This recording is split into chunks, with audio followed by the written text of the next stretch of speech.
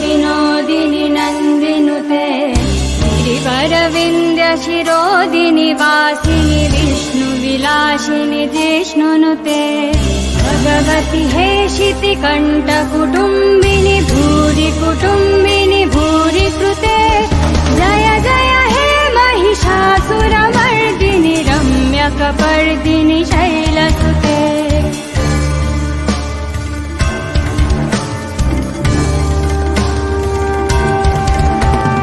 सुरवरवर्षिणि दुर्धरदर्शिनि दुर्मुखमर्षिणि हर्षरते त्रिभुवनपोषिणि शङ्करतोषिणि किल्बिषमोषिनि घोषरते धनुजनि रोषिनि दितिश्रुतरोषिनि दुर्मथतोषिनि सिन्धुसुते जय जय हे महिषासुरमर्दिनि रम्यकपर्दिनि शैलसुते जय जय हे महिषासुरमर्दिनि रम्यकपर्दिनि शैलसुते जय जय हे Mahishasuramardini रम्यकपर्दिनि शैलसुते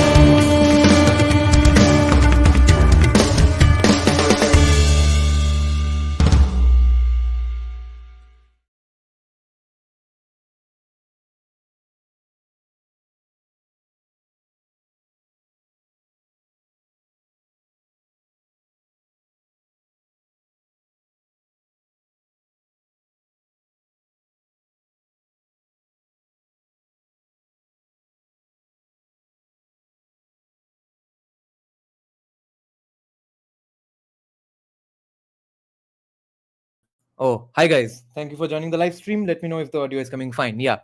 So, hello, Professor Salvatore Babones. It's an honor to have you. Thank you very much for joining our live stream. Nino Jashiram.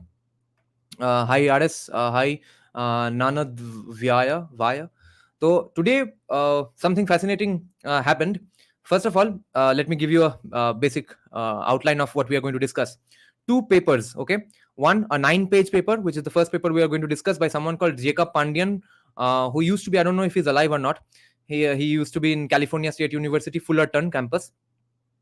This is the first paper we are going to discuss, which, according to mysterious sociologist who sent me these two papers, this kind of argues that how caste titles did not really matter for Tamil Brahmins and has not mattered. This paper is from 1983.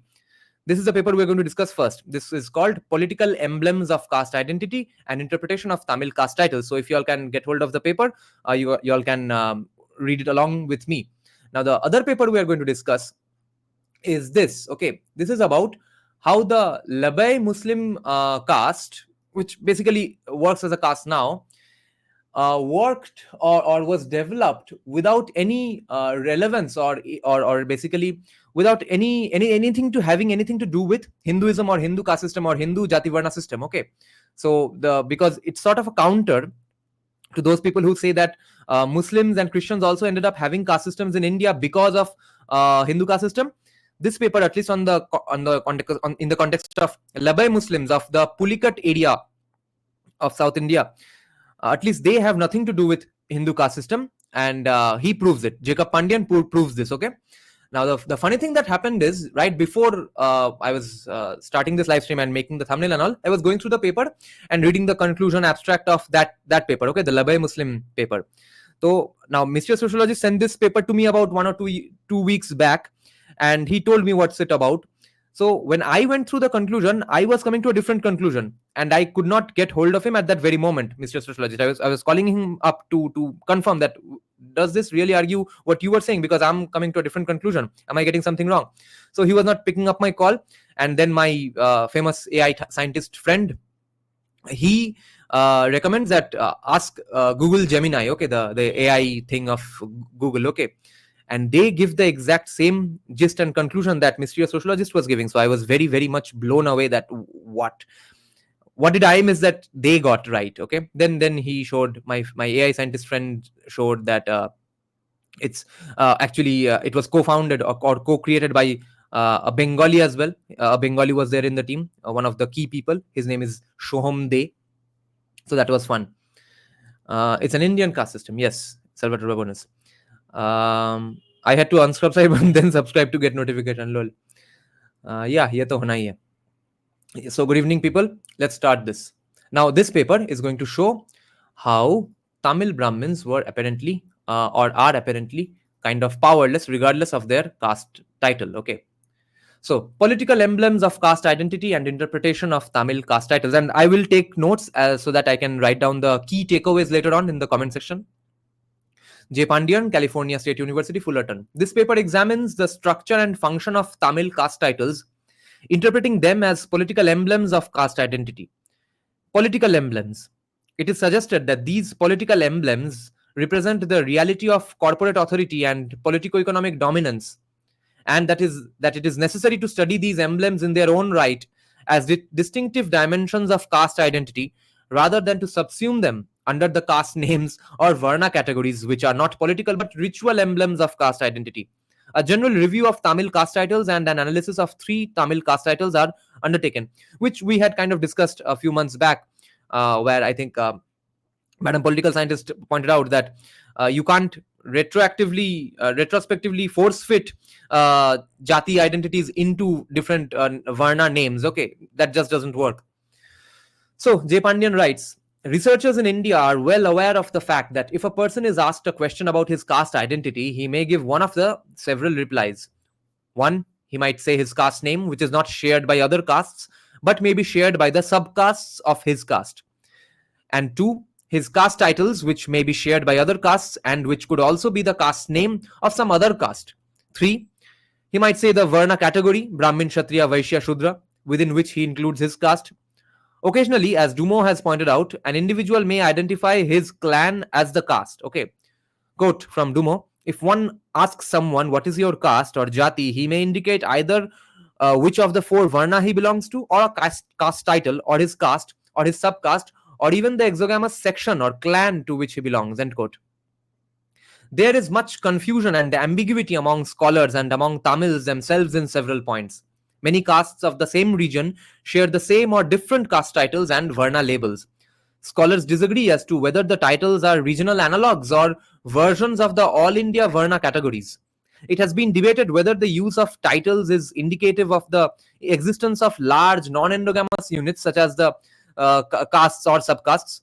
The confusion is complicated by the fact that caste titles of some castes are also caste names of other groups, and that the caste titles occasionally correspond to varna categories. So, important here, occasionally correspond to varna categories. I suggest that the confusion in the literature on caste may be cleared up if we realize that from the user's perspective, the conception of caste identity is not unidimensional. Caste identity is conceptualized with denotative and connotative symbols that have multiple reference and are multivocal. Therefore, a symbol which in a certain context means or represents religious or ritual status, in other context might represent political, economic, or kinship status. There are, however, certain symbols of caste identity, but remember status, okay? There are, however, certain symbols of caste identity which we can identify as rooted in political and or economic authority, and others are rooted in sacred or ritual authority. In the anthropological study of caste, scholars generally neglect to investigate how the structure of caste titles relates to village corporate authority and politico-economic dominance or power. Caste titles are generally seen either as pretentious labels claimed by ritually low-ranking castes in their efforts toward upward mobility, 1983's paper, okay, or as regional analogues of the Varna hierarchy used throughout India. Although it is true that we can find a few examples to support these views, a closer study would indicate that the underlying structure of caste titles is related or linked to the concepts of authority and power and not to ritual status, mobility, or Varna hierarchy. In other words, there are two structures that generate symbols of caste identity. One, the political structure or the reality of corporate authority and politico-economic dominance is represented in caste titles, which thus serve as political emblems. Thus, number two, the ritual structure is manifested in caste names or Varna categories, which thus serve as ritual emblems. The political and ritual aspects exist in a dialectical relationship. Both are necessary for an individual to conceptualize his caste identity. So this is what happens when state sanctions and doesn't sanction some kind of status groups. In some instances, the two are in close interplay, as when a single term serves as both caste name and title, and thus acts as both as a political and a ritual emblem. In other instances, the interplay is limited, as when some caste groups self consciously distinguish their caste names and caste titles. But no matter how close the interplay, the political structure of caste identity is distinguishable from and cannot be subsumed under the ritual structure of caste identity. Betil in 1965, who studied a village in central Tamil Nadu, found the use of caste titles confusing, but concluded that caste titles, which he viewed as caste surnames, were local analogues of all India Varna categories. He notes, quote, the Kallas of Sripuram have adopted the title Sarvai, and most of them give Sarvai as the name of their caste, although some retain the old caste name Kalla. Sarvai or Sarvaikaran, Sarvaikaran is again a title adopted by members of other castes as well. For example, Ahmudia or Marwa. Similarly, the term Muppan or Muppanar figures as a title among people with diverse caste affiliations. For example, Odayars and Marwas. And some people also declare Muppan to be the caste name, to be the name of their caste. Again, Pandaram represents an occupation, a title, and also the name of the caste or subcaste. This is from Betil's work in 1965. There are innumerable references to the caste titles in ethnographies of Tamil Nadu villages and regions. In the report of the Backward Classes Commission of Tamil Nadu, 1971, it is recorded that 79 different caste titles are used by the agricultural castes of northern Tamil Nadu alone. The most commonly used titles in northern Tamil Nadu are Padayachi, Nayakkar, Reddiyar, Muppanar, and Gondar. Thurston in 1909 makes several references to the occurrence of caste titles in Tamil Nadu. And in his discussion of a particular caste, he observes that, quote, it is noted in the Salem manual that some of the agricultural classes habitually append the title Gondan as a sort of caste nomenclature after their names, but the word applies par excellence to the head of the village, or Urgondan as he is called. As examples of castes which take Gondan as their title, the Pallis, Okilians, and Vellalas may be cited. This is from Thurston's work in 1909. Now, Thurston's reference to the Salem manual concerning the caste title Gondan, that it applies par excellence to the head of the village, or Urgondan as he is called, is a key to the understanding of the structure and meaning of caste titles in Tamil Nadu. It suggests that caste titles represent concepts of political power and or authority, as the concepts are understood in the village or region. The titles have the potential to become caste names and also frequently get incorporated in the Kshatriya or Vaishya Varna category. The transformation of caste titles into caste names or Varna categories is accomplished through the deployment of sacerdotal authority.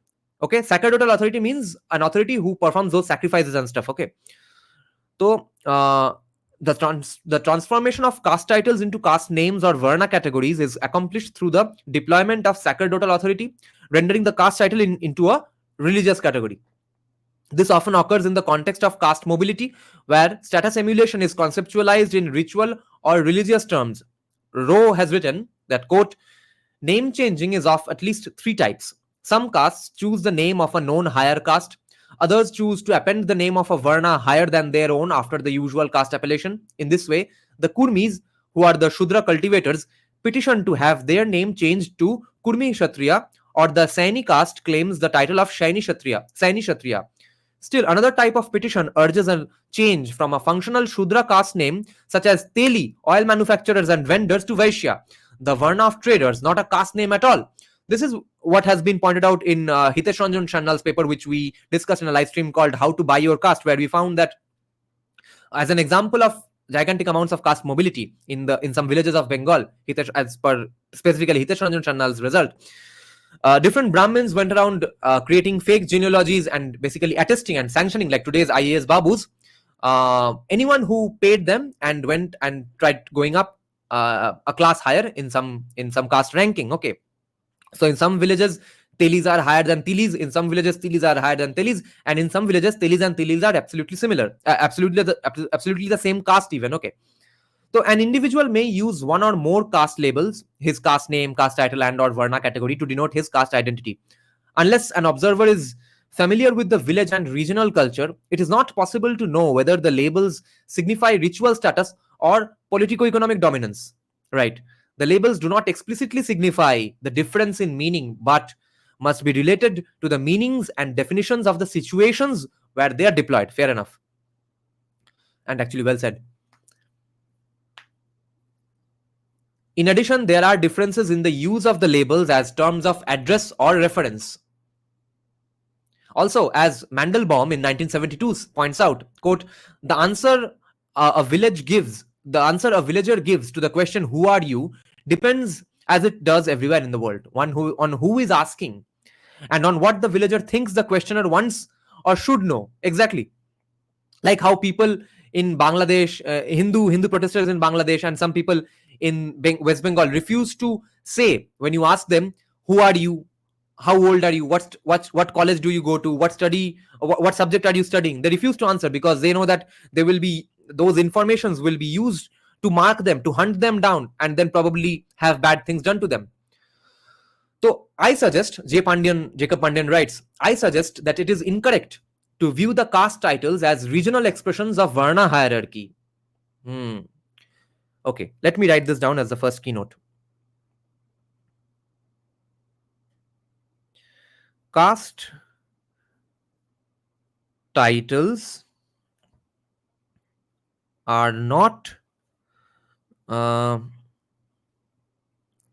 regional expressions of Varna hierarchy.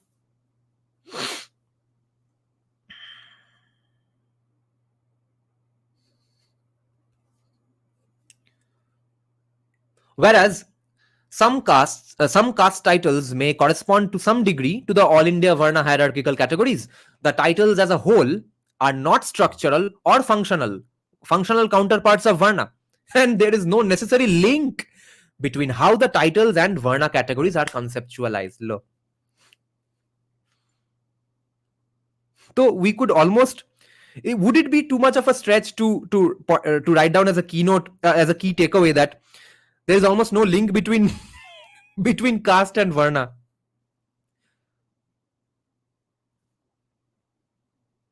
It would be a stretch, but let's be cocky. It's almost like that. Link between how the titles and Varna categories are conceptualized. The objective of this paper is to examine the structure of Tamil caste titles or Pattam to determine if it is valid to interpret the titles as political emblems of caste identity, reflecting village corporate authority and politico-economic dominance or power. In the following section, I use 3 examples to illustrate the distinction between political emblems versus ritual emblems. Now, discussion of 3 caste labels.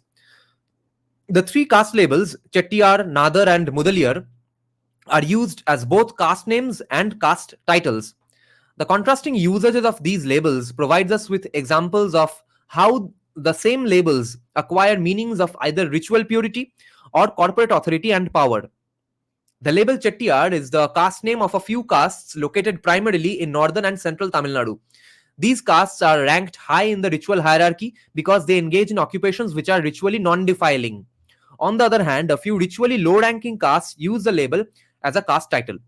To these castes, the label represents corporate authority and power, and the title is not conceptually linked with ritual status. The label Nadar was originally a caste title of a particular caste named Shanar of southern Tamil Nadu. The label was used as a caste name by the upper class Shanar or Shanar before the 19th century, but with a general economic and educational transformation and advancement of the caste in the 19th century, the label Nadar became the caste name of the entire caste. The label of Mudaliar has a wide distribution throughout Tamil Nadu, but occurs mostly in the northern and central regions. This paper is from 1983, by the way, okay? It is used as a caste name with a high ritual status and as a caste title to represent non-ritual power and authority. Right. It is used as a, जब caste name के तौर पे use हो रहा है, then it's a high ritual status, and when it's a caste title, then it's used as a non-ritual power and authority. So caste name and caste titles are different, so complex in some regions. And so I think the more a society advances, the longer a civilization is, the complexer and further complex it gets, which shows how how long the history of our civilization is. In some regions and contexts, the label has a derogatory meaning, which implies mixed parentage, quote unquote, or children of temple dancers, etc. But it is also one of the most valued names and titles at the same time. In my, in my discussion of these three labels, I will focus on what I believe to be the central facts associated with them. In discussing the labels of Chettiar, I will show how a label is used to represent corporate authority and power in a village. Commentary on the label Nadar will show how corporate authority and power is transformed into ritual status. An examination of the label Mudaliar will show that when a label is used as a title in a non-village context, the meaning of corporate authority and power carried by the label is confused with caste name. Chettiar, during my now first discussion is on Chettiar. During my field work in 1970 through 1971 in a village of northern Tamil Nadu, I found that the three most popular caste titles were Mudaliar, capitalist, Nayakkar, chieftain, and Chettiar, trader. Mudaliar used as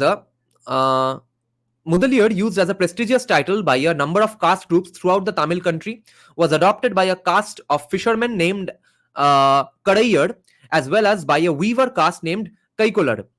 The title Nayakkar was used by a cultivating caste, Vanyar, and by the herdsman caste called Idaya or Idaya. I'm not sure what the pronunciation is.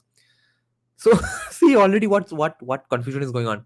There were 5 castes with the label Chettiar. The label had the meaning of caste name as used by 2 trading castes called Bedi Chettiar and Vaduvu Chettiar. It had the meaning of caste title as used by 2 castes of weavers named Padma Saliyar and Pattu Saliyar, and by a fisherman caste called Pattanavar. The 2 trading castes, the Bedi Chettiar and the Vaduvu Chettiar, which use the label as their caste name, they distinguish themselves with the prefixes Vaduvu, meaning northern or Telugu speaking, and Bedi, meaning southern or Tamil speaking.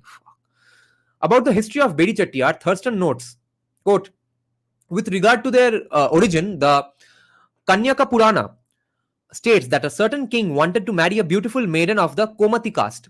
When the Komatis declined to agree to the match, the king began to persecute them, and those Komati who left the country out of fear were called Bedi or Bedari, meaning fear Chettis. Okay, the story is in fact similar to that told by Nattukottai Chettis, and the legend no doubt refers to persecution of some king whose extortion went beyond the limits of custom.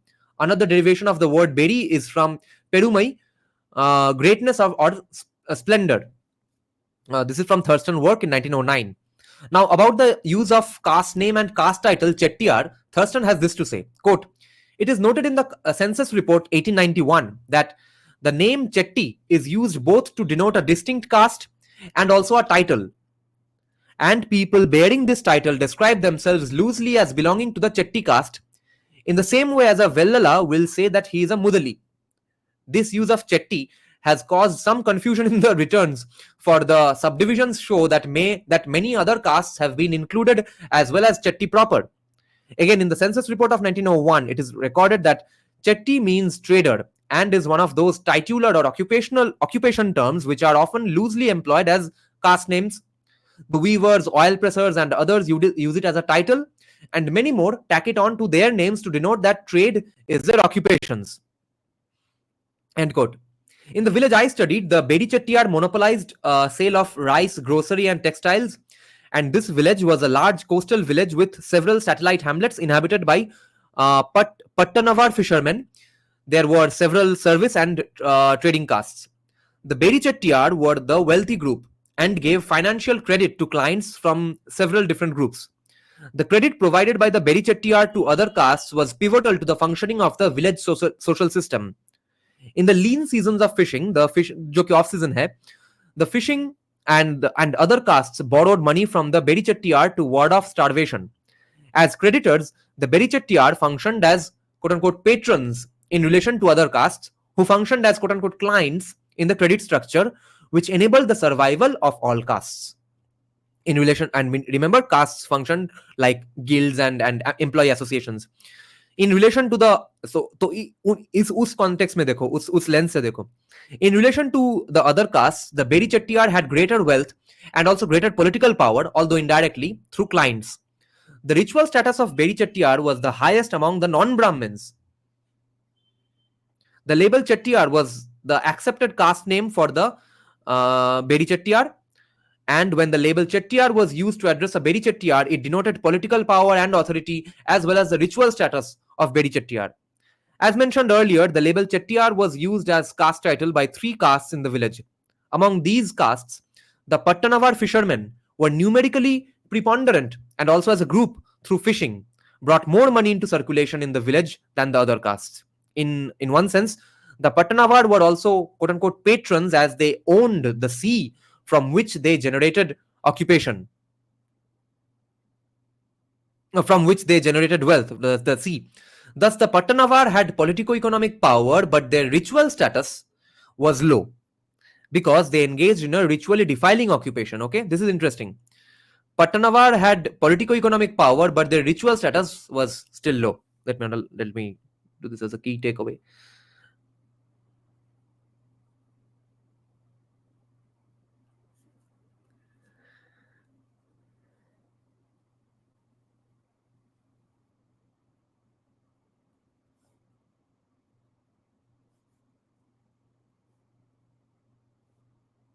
These are, of course, for the time being, because if this went on for a few more decades, they would also gain ritual power.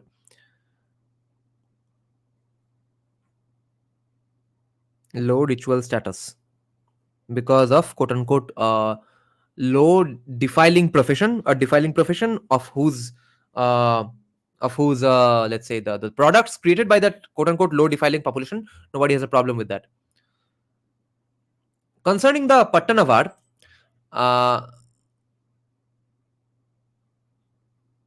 concerning the Pattanavar, Thurston states that some Pattanavans give themselves high-sounding caste titles. For example, Ariyar, Ayyayir Thalaivar, Aryanattu Chetti. Some Pattanavans have adopted the title Pillai. In the village I studied and in the surrounding villages, Chettiar was the most important caste title. The label of Chettiar as a title conveyed the meaning of corporate authority and politico-economic power as it was conceptualized in the village. It had nothing to do with ritual purity or pollution and the rank in the Varna hierarchy. The label of Chettiar for the Pattanavar was a political emblem. It was used within the caste and also in interactions among different castes by the Pattanava when it was necessary to convey the meaning of corporate authority and politico-economic dominance or power. The Pattanavar headmen of the different villages were identified as Ud, meaning village, Ud Chettiar. So village Chettiar. Some villages had assistant headmen, and in those instances, the headman was called Periya, meaning big Chettiar, Periya Chettiar, meaning big Chettiar, and the assistant headman was called Chinna Chettiar, meaning small Chettiar. So Chinna Swami means small Swami or what? The 2 other castes that had the title Chettiar, Padmasaliyar and Pattusaliyar, were not politico-economically dominant in the village, but because their traditional occupation was weaving, they had a higher ritual status than the Pattanavar. So weaving had gained a sort of a higher ritual status. How? This is where our argument lies, that any ritual conceptions of high status, low status, or purity pollution is always preceded by the economic importance of that profession. We stand vindicated again. So after the British initiated changes in the weaving industry in the 19th century, weaver castes became impoverished. It is conceivable that the Saliyar castes had politico-economic power at an earlier period, and the title Chettiar was part of their historical heritage. At the time of my study, only the elders of these castes were addressed by the title Chettiar, and the use of titles did not denote politico-economic power and corporate authority. See, economic disruption आ गया, governmental intervention, थोड़ा shock लग गया system में, and the existing caste system fails again, falters.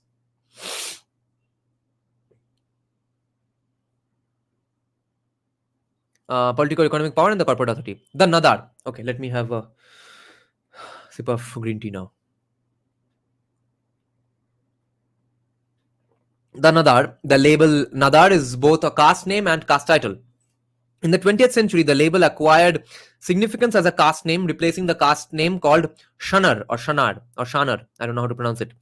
Along with this transformation, the ritually defiling caste occupation of collecting palm juice for making sugar, ये भी ritually defiling है, and intoxicating beverages, अच्छा, became a relatively unimportant activity confined to only the poorest members of the caste. In the modern context, due to the numerical preponderance of the Nadar, estimated to be from 2 to 4 million, and the economic and educational advancement which began in the 19th century, the caste has a relatively high ritual, political, economic, and social position in Tamil Nadu. As been pointed out by Thurston in 1909, Hartgrave in 1969, Rudolph and Rudolph in 1967. The label Nadar is derived from the caste title Nadan, which was traditionally used as a caste name by the upper class members of the Shanar caste. The word Nadan or Nadan means, okay, so not Nadan. Nadan means landlord or ruler of the country. In the southeastern tip of Tamil Nadu, the very hot, humid, and sandy region where the main vegetation was palm trees, and in the tropical southwestern tip of Tamil Nadu, where most of the Shanar lived, upper class Shanar owned the land where palm trees were cultivated for tapping the juice to make sugar and intoxicating beverages. In these areas, the upper class Shanar, that is the Nadans, distinguished themselves from the labor class of Shanars, identified as the climber of palm trees, who were dependent on the Nadans for their livelihood, क्योंकि उन लोगों को ही चढ़ के वो उतारना है पेड़ से. The Nadan landlords were recognized traditionally as the retainers or tax collectors by the rulers of the quote-unquote deep south of southern India, which today constitutes the two southern districts of Tamil Nadu. Many of the villages of the deep south were composed entirely or almost entirely of Shanars who had their own caste of barbers and priests. Within these villages, the high ritual and social status and the politico-economic power of the Nadan were never disputed. The class division cut across all the subcastes of the Shanar caste. Interesting. The caste of Shanar as a whole was divided into 5 subcastes, each with several clans, and the clan temples were dedicated to Kali Amman, who was worshipped as the guardian of the Shanars. This is pointed out by Hartgrave Jr. in 1969. In the villages and towns where Shanars did not constitute the majority, with no Nadan landlords, Shanars had a low ritual status and were ranked just above the untouchables. Their occupation was considered ritually polluting, and therefore they were prohibited from worshipping in the temples where Brahmin priests officiated. In parts of the deep south, as in the old kingdom of Travancore, Shanars were subject to forced labor or a kind of semi-serfdom and were prohibited from wearing upper garments. Pointed out by Hartgrave Jr. in 1969. The transition from a caste of relatively low ritual status to a caste of high ritual status and the transformation of caste name from Shanar to Nadar have become documented in great detail in the missionary court and government documents of the 19th century. Also pointed out in Hartgrave Jr.'s work in 1969, Rudolph and Rudolph's work in 1967. A large number of Shanar became Christians in the 19th century, and many of them became professionals, merchants, and overseas traders, but their ritual status was linked with traditional, ritually defiling occupations of making intoxicating beverages. Thus, despite their economic advancement, they were still not considered by the other castes to be a high caste, which is probably the reason why the Ghoti Shahas, which is the Shaha Vaishya Varna people of Bengal, who were not victims of partition, who were traditionally alcohol sellers, we call them Shuri Shahas. They probably have the scheduled caste certificate because of this very reason, that they were in a ritually defiling profession. About the caste titles of the Shanar, Thurston notes, quote, some Tamil traders who returned themselves as Pandian were classified as Shanars, as Nadan was entered in their title. In Coimbatore, some Shanans engaged as shopkeepers have been known to adopt the name of Chetti. In Coimbatore too, the title Muppan occurs. This title, meaning headman or elder, is also used by other castes. Pointed out by Thurston in 1909. In the 19th century, Rudrabos, yes, I am Shaha, but I am Bangal Shaha. I am not SC Shaha. Even though my ancestors faced partition and were poorer than alcohol selling Shahas. In the 19th century, there was a self-conscious organized effort to unify all the Shanars, to affirm Nadar as the caste name and to include the caste in the Kshatriya Varna category. Lo, Shanar to isko attestate kaun karega? Shanar caste historians claim that Shanars were the descendants of the ancient Tamil ruling dynasties, and that the name Shanar was derived from the word Shantror, meaning nobility. Also, it was claimed that the caste title Nadan was indicative of kingship, as the heritage of the Shanar caste. Bishop Caldwell, one of the 19th century Christian missionaries who wrote extensively about the Shanar, theorized that the Shanars and the other toddy tappers of South India had migrated from Ceylon, Sri Lanka, and pointed out that the label Shanar was in fact an honored caste title of the makers of intoxicant drinks in the Kerala state, such as the Eravas, pointed out by Hardgrave Jr. in 1969. The social mobility movement of the 19th century was resisted by the Marwar caste of the southeast and the Nair caste of the southwest. For about 50 years, both the Marwar and the Nair attempted to intimidate the Shanar with arson, assault, and murder. The Shanar, in presenting their claims for a higher ritual status, pointed out that their persecution by the Marwar, which is the warrior caste of the southeast, and the Nair, warrior caste of the southwest, was itself proof that the Shanar were a conquered race of early Tamil royalty. In the 20th century, the Shanar ceased to have their caste included in the Kshatriya category. But by then, their claims for a higher ritual status had gained implicit acceptance and recognition. हो गया, acceptance हो गया, और क्या चाहिए? यही तो है एक automotive autopilot self reforming society India का, हिंदुइज्म का. So, but by then, their claims for a higher ritual status had gained implicit acceptance and recognition, and the political and social changes that had occurred in the 20th century throughout India had made it irrelevant whether they were known as Kshatriya or not. Pointed out by Rudolph and Rudolph in 1967. But the label Nadar became important as the caste name, and the label Shanar was viewed as a derogatory term of reference and address. The example of the Nadar shows how the title Nadan, a symbol of village corporate authority and politico-economic dominance and power, became the label of caste identity, and how the caste mobilization and regionalization of politico-economic dominance, ठीक है, regionalization of politico-economic dominance, कि तुम्हारा politico-economic dominance सिर्फ इस region में है, तो वो conversation, वो discourse, तो how the caste mobilization and regionalization of politico-economic dominance and power enabled all the members of the caste within the label of Nadar to be incorporated by the label. The existence of the Nadan upper class did not result in a permanent fission of the caste, but through the efforts of this class, the entire group was elevated to participate in the politico-economic dominance and power under the caste label Nadar. Now, the case for Mudaliar castes. Let me have a sip of green tea now.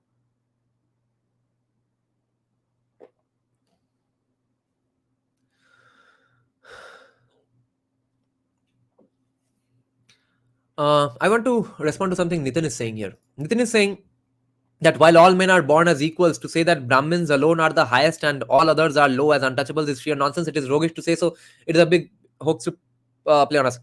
Nitin, I half agree with you, half disagree with you.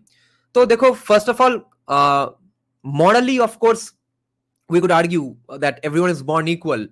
That yes, everyone, at least most people have two hands, physical characteristics, etc. But everyone is not born with similar qualities of physical health, nor similar qualities of brain power, IQ, etc., which also depends on the physical health of their ancestors, their parentage, etc. Nor is everyone brought up with similar kinds of child nutrition, which also affects their overall intelligence, IQ, etc. So born as equals, how much that is a 100% correct thing to say, I'm not sure. But legally speaking, obviously, that is how law should work. But you see, even if today, in every civilized country, law treats everyone as equals, it does not really work that way, right? Someone's opinion matters more. Okay. So why do I have, let's say, 400 views on an average on my streams discussing sociology, but someone with a PhD and a doctor in their name, in their YouTube channel, why will they have more views? Or why do they get to teach a class every day for decades and decades with more students in their classes? Okay, why is that? What's the difference between him and myself? Something, right? It's his credentials, and that credential proves the fact that he has quite possibly studied more on this subject. So their views, when their opinions matter more than someone else, immediately the context, the terminologies of equality get destroyed. So if Brahmins knew more about stuff, when the things that Brahmins knew were important in society, so obviously it's very obvious that Brahmins would get more respect and would get considered more important than everyone else. Just like today, PhDs, IAS, babus, lawyers, judges, they are considered more important than everybody else. They have more privileges than all of us. So so you are half right, half wrong. Now the Mudaliar caste.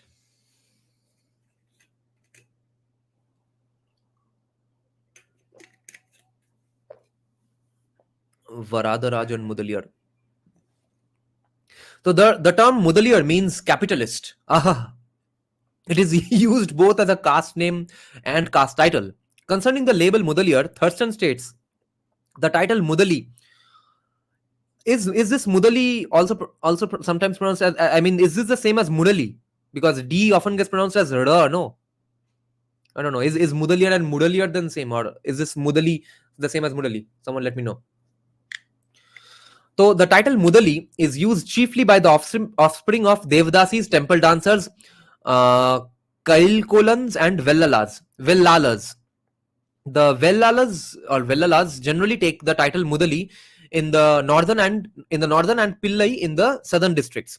By some Vellalas, Mudali is considered discourteous, as it is also the title of weavers. Mudali further occurs as a title of Jains, Gabadas or Gabadas, or Okkans or Ochans, Pallis or Vanyans, and the Panisavans. Some Pattanavans, I'm probably pronouncing all of these wrong. Some Pattanavans style themselves Varunakala, pointed out by Thurston in 1909. Devdasis, yeah. Nitin has a problem with the idea of Devdasi, but remember Greek temples of Apollo, they also had young women who would forever spend their lifetimes serving Apollo. Okay, have you watched the Brad Pitt movie Troy? Who was Brad Pitt trying to date? Okay, the brother of Orlando Bloom. I mean, the sister of Orlando Bloom. She was basically a Devdasi in the temple of Apollo. So you see, these things happen everywhere. So of course, we can have a debate on whether it's an evil profession or not. We can argue that yeah, it was evil forever, or we can argue that yes, it had some relevance in some time periods. But what you can't argue is that it was a distinctively Indian or Hindu problem. That's all I'm saying. In the village of Pulicat in northern Tamil Nadu, the label Mudaliar was used as a caste name by three groups: Sengunthan Mudaliar, Ponneri Mudaliar, and Kadaikadu Mudaliar. The prefixes Senguntham, Ponneri, and Kadaikadu identified them as subcastes of the caste Mudaliar. All three had high ritual status, although they were not powerful or dominant politico-economically in the village. High ritual status नहीं है, तब कोई powerful or politically dominant है. Okay, politico-economically dominant है. और कोई low ritual status में है, मगर फिर भी politico-economically dominant है and powerful है. यही है main crux of this paper, at least, which is why I've called the live stream Powerless Tamil Brahmins. The label Mudaliar was used as a caste title by the weaver caste named Kaikolar and a fishing caste named Karaiyar. As the Mudaliar caste has several subcastes, and as the label Mudaliar is used as a title by several castes that differ greatly in their ritual status, it is essential that the users and observers of the label understand what the label Mudaliar represents to them. A lack of such an understanding can result in confusion and conflict. To illustrate the foregoing statement, I will briefly summarize in the following paragraph an encounter between a representative of the caste group called Tuluva Vellada caste name, which uses Mudaliar as one of the caste titles, and a census commissioner of the government of Tamil Nadu who attempts to find out the relationship between Vellala, Ahemudaya and Mudaliar castes, quote unquote castes. Okay. Tuluva has something to do with Tulunadu, right? The Kantara stories. So this is from the report of the Backward Classes Commission of Tamil Nadu, 1971. The census commissioner of the government of Tamil Nadu and the representative of the Tuluva Vellala caste could not agree upon whether the label Mudaliar, which is used by the Tuluva Vellala caste, denoted caste title or caste name. This was further complicated by the fact that it was not uncommon to refer to the Tuluva Vellala caste as the Ahamudayan caste or Ahamudaya caste, and the label Ahamudayan was often used as a caste name in southern Tamil Nadu. The representative of the Tuluva Vellala caste indicated that the Tuluva Vellala caste had the caste title of Mudaliyar in the northern part of Tamil Nadu and had the caste title Pillai in some other regions, reflecting the use of caste titles in the different regions. The dialogue between the census commissioner and the caste representative clearly demonstrates that there was confusion in the identification of the denotation and connotation of caste labels, not only among the researchers on caste, but also among the caste members themselves. Caste member को खुद confusion है. When members of a caste group are dispersed in different regions, the caste titles added to the caste names reflect the nomenclature of political authority prevalent in a given region. The label Mudaliyar has wider currency as a title and as a name in northern Tamil Nadu. As pointed out earlier, it is necessary to distinguish between several subcastes with the caste name Mudaliyar, usually used to identify their distinctiveness with reference to locality, and several non-Mudaliyar castes that use the label Mudaliyar as one of their caste titles. Furthermore, several castes who use the title Mudaliyar assume that a low caste ultimately can become Mudaliyar or high caste through a succession of name changes, so caste mobility. Thurston in 1901 and Bethel in 1965 points out, referred to the Tamil proverb which suggests how through a succession of changes in lifestyle, the Kallar caste becomes the Mudaliyar caste. First, the Kallar caste becomes the Marwar caste and then the Ahamudayan caste. Then the Ahamudayan caste progressively changes to become the Vellala caste before becoming the Mudaliyar caste. The label Mudaliyar functions as both caste name and caste title, that is, as a religious as well as a political emblem, depending on how it is used and who uses it. Conclusion. हाँ Neena link यहाँ पे share नहीं होता है. Okay, conclusion. So, caste titles are conceptually linked with village corporate authority and politico-economic dominance. Corporateness of village life, with everyone in the village subordinate to the adjudicative and penalizing power of the village or of the caste, is a significant part of the authority structure which every villager comprehends. Intra and intercaste mechanisms of social control, okay, intra-caste mechanisms as well as intercaste mechanisms of social control depend on the villager accepting the authority of group action, which is represented in the panchayat or the council of elders. Various castes, and particularly the elders who have the authority to make decisions, use the symbols or labels of authority structure as their own emblems of identity. In different localities and regions of the Tamil country, there are different labels that symbolize corporate authority. In western Tamil Nadu, a common symbol is Gondar. In the north, Mudaliyar, Naikar and Chettiyar, and in the south, Muppanar and Nadar or Nadar. Over 100 symbols are used as titles by Tamil castes. Some castes have several titles that do not necessarily denote corporate authority. Some castes have several titles that do not necessarily denote corporate authority. The same caste which is located in different regions may have different titles that correspond to the symbolic expression of corporate authority in other regions. Exactly. This is a very important sentence. The same caste which is located in different regions may have different titles that correspond to the symbolic expression of corporate authority in other regions. The symbols of corporate authority are often fused with the symbols of politico-economic dominance. Right. The symbols of corporate authority are often fused with the symbols of politico-economic dominance.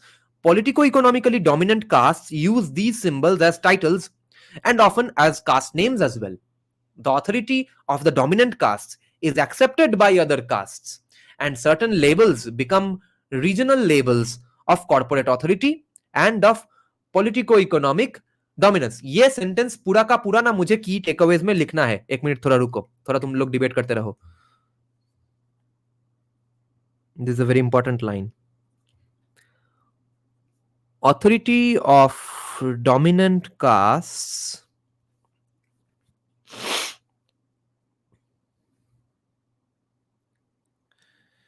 is accepted by other castes. Certain labels become regional labels regional labels of corporate authority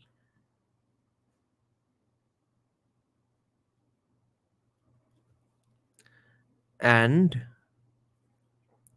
of politico-economic dominance. Dominance or power, क्या बोला? Politico-economic dominance, right? Very important. Okay, let's continue.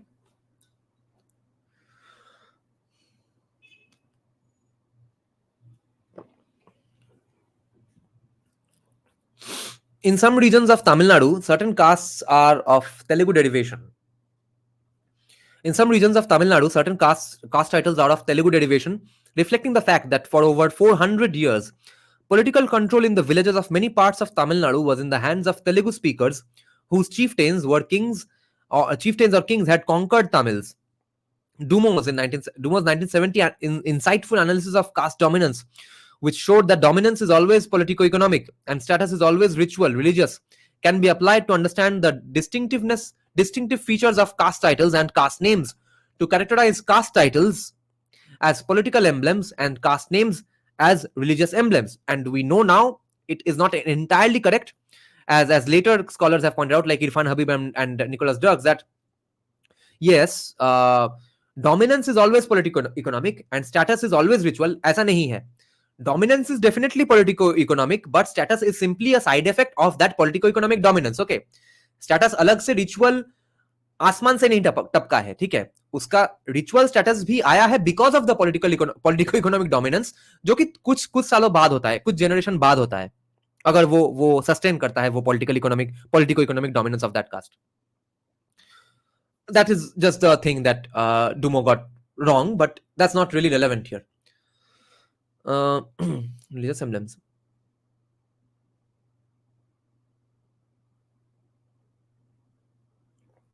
However, some castes that are neither politico-economically powerful nor ritually pure also use caste titles. Thus, it is necessary to interpret caste titles in terms of their link with the symbols of corporate authority within the village. These titles are deployed by every non-Brahmin caste as symbols of decision-making authority. Okay, these titles are deployed by every non-Brahmin caste as symbols of decision-making authority. It can be said that caste titles are emblems that serve as vehicles of leadership and decision-making within the caste, and that the emblems serve as symbols of dominance and power when a caste is, in reality, politico-economically powerful in the village. Thus, the validation of titles has two contexts: within the caste and in inter-caste relationships. Any caste can adopt a locally relevant title, and the leaders will command within that caste the respect and authority associated with the title. When the caste is politico-economically dominant, the title is accepted as a symbol of dominance of the caste in the village. When the title is accepted as the caste name by other castes, the ritual status of the caste is elevated.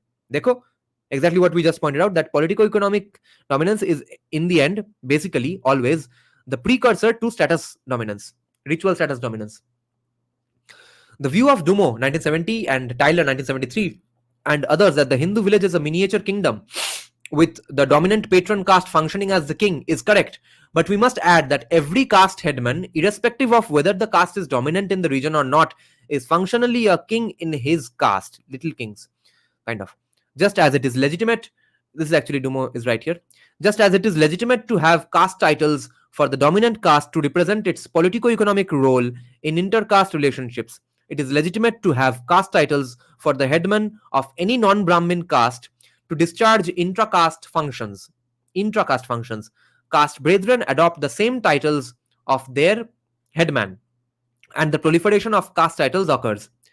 High ritual status commonly corresponds to or is congruent with greater politico-economic power, and ritually low-ranking castes attempt to change their ritual status when their politico-economic conditions improve. यही तो है core funda of caste that nobody fucking gets in the commie academia. ये sentence तो मुझे point out करना पड़ेगा. ये copy paste होगा क्या? ये कॉपी पेस्ट भी नहीं होगा. अब मैं इतना बड़ा सेंटेंस कैसे लिखूं? तो रुको, मैं ना सिर्फ पेज नंबर लिख के रखता हूं. अभी इतना टाइम नहीं इतना बड़ा सेंटेंस लिखने का. Page 9 first paragraph. मैं जब की टेकअवेज नोट डाउन करूंगा तब वहां से लिख लूंगा. तो high ritual status listen to this, probably the most important sentence we've discussed so far. High ritual status commonly corresponds to or is congruent with greater politico-economic power, and ritually low-ranking castes attempt to change their ritual status when their politico-economic conditions improve.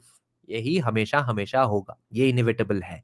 A good deal of theorizing in anthropology has focused on the dynamics of this process, and as a result, scholars have neglected to examine the role of caste titles as political emblems of caste identity in their own right, quote unquote, in their own right, not necessarily relating to establishing status summation, as pointed out by Bharat in 1960, or to caste mobility, or to the Varna hierarchy. I suggest that the following diagrammatic model better illustrates caste identity than the Varna analog model which I discussed in the introduction. तो एक minute यहाँ पे तुम लोग जरा ये diagram देख लो, ठीक है. रिचुअल स्ट्रक्चर और पॉलिटिकल स्ट्रक्चर दो तरफ हैं. रिचुअल स्ट्रक्चर से क्या आता है? Internal conceptual structures of ritual purity and pollution, occupation, endogamy. Political structure से क्या आता है? Internal conceptual structures of corporate authority, politico economic dominance. फिर ritual emblems, caste names, varna labels, political emblems से caste titles. Then, caste identity is not simply a matter of one's affiliation with his ritually pure or impure endogamous group and the linkage of such a group to the symbols of Varna hierarchy. There exists a distinctive aspect of caste identity which is political and not conceptually linked with religion. Not conceptually linked with religion, guys. There exists a distinctive aspect of caste identity which is political and not conceptually linked with religion. It is necessary to recognize the distinctive structures of the religious and political domains for a fuller understanding of caste identity. A note says the Tamils number about 40 million, most of whom live in the Tamil Nadu state, Tamil country of South India. The caste system as it functions in Tamil Nadu resembles in many ways that of other regions of India. The many social cleavages or oppositions in Tamil Nadu are between Brahmins and non-Brahmins and between non-Brahmin castes and untouchable castes. This paper deals with non-Brahmin castes. The primary source material presented here was collected through anthropological fieldwork during 1970 through 1971 in Tamil Nadu villages. Okay, ये भी मुझे note down करना पड़ेगा as a की take away. ये जो last paragraph था वो फिगर का, फिगर 1 लास्ट पैराग्राफ. ये हुआ हमारा आज का पहला पेपर. अब हम सेकंड पेपर में जाएंगे. तो guys, caste identity has nothing to do with religion and और वर्ना हायरार्की. लॉल, एक minute.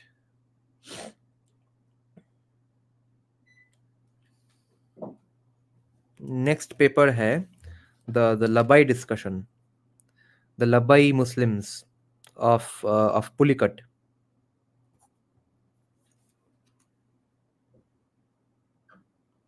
Now I'll take a bit of a 2-minute break and drink some water.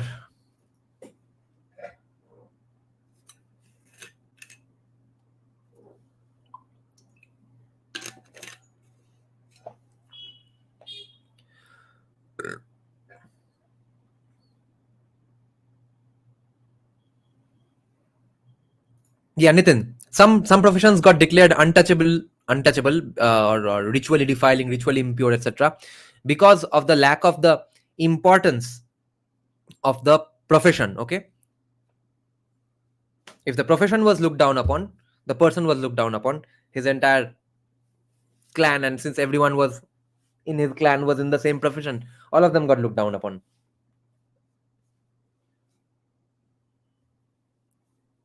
Let's I mean, just compare it with today. Which people are looked down upon? Someone or the other looks down upon someone or the other. ठीक है, इतना तो clear है ना. अरे मेरे बाल को क्या हुआ? तो like upper caste Brahmin communes who claim to be in solidarity with all poor people, they claim to be super pro subaltern, etc. Why do they hate Biharis so much? What do you think is the reason? Why do so many people in India hate Biharis and Bhojpuri music and Bhojpuri culture? Okay, ऐसा तो नहीं है कि भाई किसी को Bhojpuri music के lyrics से कोई प्रॉब्लम है.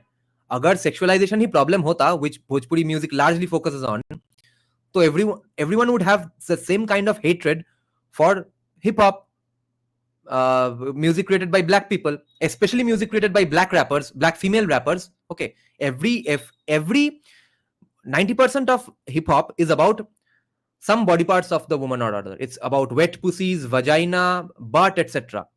मगर प्रॉब्लम है भोजपुरी को लेकर. कैसे भाई, क्यों? वही है looking down upon someone or the other because of pretty much no reason or some personal reason. कुछ ना कुछ हो सकता है. तो we must all work against not looking down upon someone on the base on flimsy basis, etc. But even people who claim to be commies, anti-caste, are fully pro solidarity with poor people, etc. ऐसे लोग भी ऐसे trap में कैसे पड़ते हैं? वही है एक sort of the inevitability, the inevitable flaw of human nature बोल सकते हो. मगर ये flaw तुम अकेले हिंदुइज्म पे नहीं डाल सकते हो. That's all we are arguing.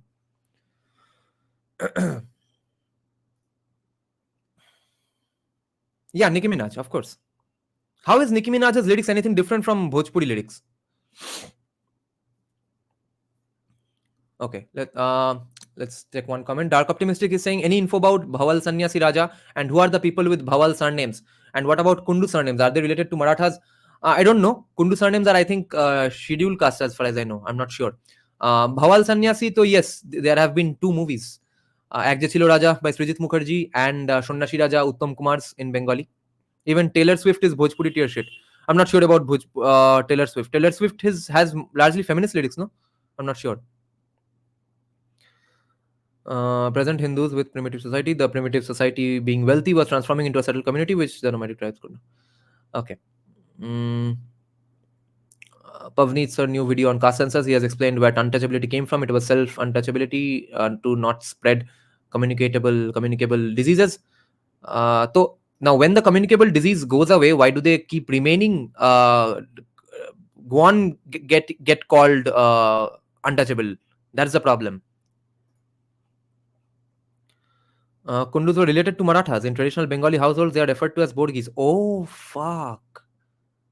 So are they people who stayed behind? Holy shit. There are countless Bengali Kundus. Fuck. Never knew about this. Kya ajeeb history hai India ka bhai. Okay. So this is a fascinating paper again. The Hindu caste system and Muslim ethnicity. The Labbai of a Tamil village in South India by Jacob Pandian. This is a paper from 1978. Okay.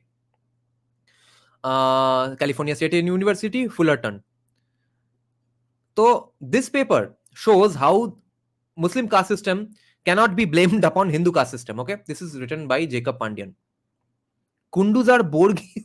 Kya ajeeb history hai. Okay. Okay, let's start this paper now. So the abstract of the paper says, an analysis of the ethnicity and the ethno-history of a Tamil-speaking Muslim group named Labbai. Okay, एक minute थोड़ा और background देख लेते हैं. कहाँ से है? Oxford university press या Cambridge? Duke university press. Nice. Journal क्या है? American society for ethno history with या जे स्टोर. 19 ईयर कहाँ गया? Yeah, 1978. Hindu caste system and Muslim ethnicity, Jacob Pandian. Yeah, spring 1978. Okay, let's start.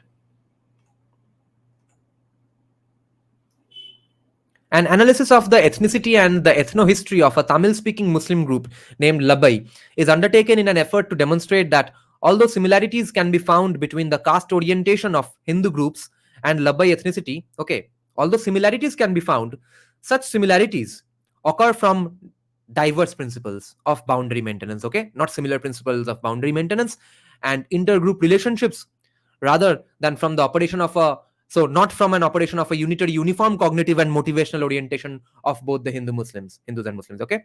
So the caste systems of Muslims and the caste systems of Hindus may be similar, but they don't have the same unitary uniform cognitive and motivational orientation, nor do they have similar principles of boundary maintenance or intergroup relationships. That's the abstract. Introduction. अरे ये बार बार side scroll करना पड़ेगा क्या? ठीक है, और zoom out करते हैं. So the objective of this paper is to describe the politico-economic environment and the ethnicity or cultural orientations about peoplehood of a Tamil speaking Muslim group known as Labbai, as the group has historically maintained its distinctiveness and continues to maintain its boundary vis-a-vis in context to other Muslims and non-Muslims in a multi-caste village. Okay, this Labbai Muslim caste maintains a distance and a distinctiveness from other Muslims and other non-Muslims in a multi-caste village. देखो भाई क्या हो रहा है. The paper also discusses Labbai ethnicity with reference to Hindu concepts of social hierarchy and ritual purity. Data presented were collected in the village of Pulicat in the province of India called Tamil Nadu or Tamil country during 1970 through 1971. In this introductory section, I will present briefly the theoretical implications of my study. Summarizing several studies on Muslim groups that function in the Hindu social environment, Mandelbaum in 1970 and Dumo in 1970 have concluded that the social organization of Muslim groups is similar to that of Hindu groups. The institutional aspect, which is characteristic of Hindu civilization, namely caste, is found to structure relationships among Muslims and between Muslims and Hindu groups. Dumo further notes that Muslims as well as other non-Hindus who function within the parameters of Hindu social order have acquired the basic quote-unquote psychological dispositions of Hindus. Okay, these are the arguments that today's commies or mainstream caste-based politicians presume and further and propagate. Okay, Christians or Indian Muslims ka bhi casteism aaya because of them getting influenced by Hindus. All this is from Dumo, which is that Hindu worldview permeates and encompasses everyone who participates in Hindu civilization to the extent that the egalitarian ideology of Islam functions in only a modified form, apparently because of Hinduism. Okay. That the above generalization tells us something about the use of the caste institution by non-Hindus is not disputed in this paper. However, it is not only misleading but erroneous to infer that an understanding of the institution or principles of caste enables us to understand how Muslims in India organize themselves internally and externally. Muslims in India are not a homogeneous group. Historically and culturally, they are diverse, having established distinctive adaptations to different politico-economic environments, and the kinds of relationships that exist between Hindus and Muslims vary greatly. अच्छा, इस paper का ना की takeaways लेने में बहुत कुछ लेना पड़ेगा. की टेकअवेज लग रहा है. Two features of caste, namely endogamy and hierarchical ranking, that are found among. Did you all hear? This was very fascinating already. Two features of caste, namely endogamy and hierarchical ranking, that are found among Muslims may result from the use of a number of different principles, not merely from the use of caste principles such as the Hindu hierarchical scheme and the ideology of purity impurity. Okay, so Jacob Pandian is already pointing out that the endogamy practiced by Muslims or the hierarchies practiced by Muslims has nothing to do with Hindu hierarchical schemes and endogamy and ideas of purity and impurity. And he's pointing out that Muslims have been diverse and stuff, but it's erroneous to infer that their ideas come from Hindu ideas of organization. Lol. Internal endogamy and ranking among Muslims in India have their loci, they have their location, have their source in ethnicity with reference to alien or indigenous origins. Okay, meaning either Persian, Arabic, or Afghan, or Indian converted Christian Muslims, and in class with reference to socio-economic status rather than ritual status, as is the case with caste. The Hindu paradigm of Varna, with the priesthood and the untouchable at opposite poles, and the three other categories, namely Kshatriya, Vaishya, Shudra, composed of various jati groups which strive for politico-economic power, does not serve as a model for the Muslim endogamous or jati groups as it might for the Hindu endogamous groups. तो तुम मुस्लिम casteism कैसे Hindu casteism पे blame कर सकते हो? Muslims associate bodily cleanliness and ritual sanctity with their religious orientation, which evolved in the tribal context of Middle Eastern experiences. Right? They are cosplaying their caste hierarchies and caste statuses and practices from their Middle Eastern experiences. They may believe scavengers and others who engage in similar occupations to be unclean, but such an association is not the same as that of the Hindu ideology of purity impurity, despite the fact that behaviorally both may produce the same results. Yeah, but the reasons are not the same. Therefore, it can't be blamed on Hinduism. What a brilliant paper. Hindus and non-Hindus, quote unquote, know how to function in the Hindu social environment, which is not to say that they share each other's worldviews and ethos. Okay, worldview ethos nahi same ho gaya. Brilliant.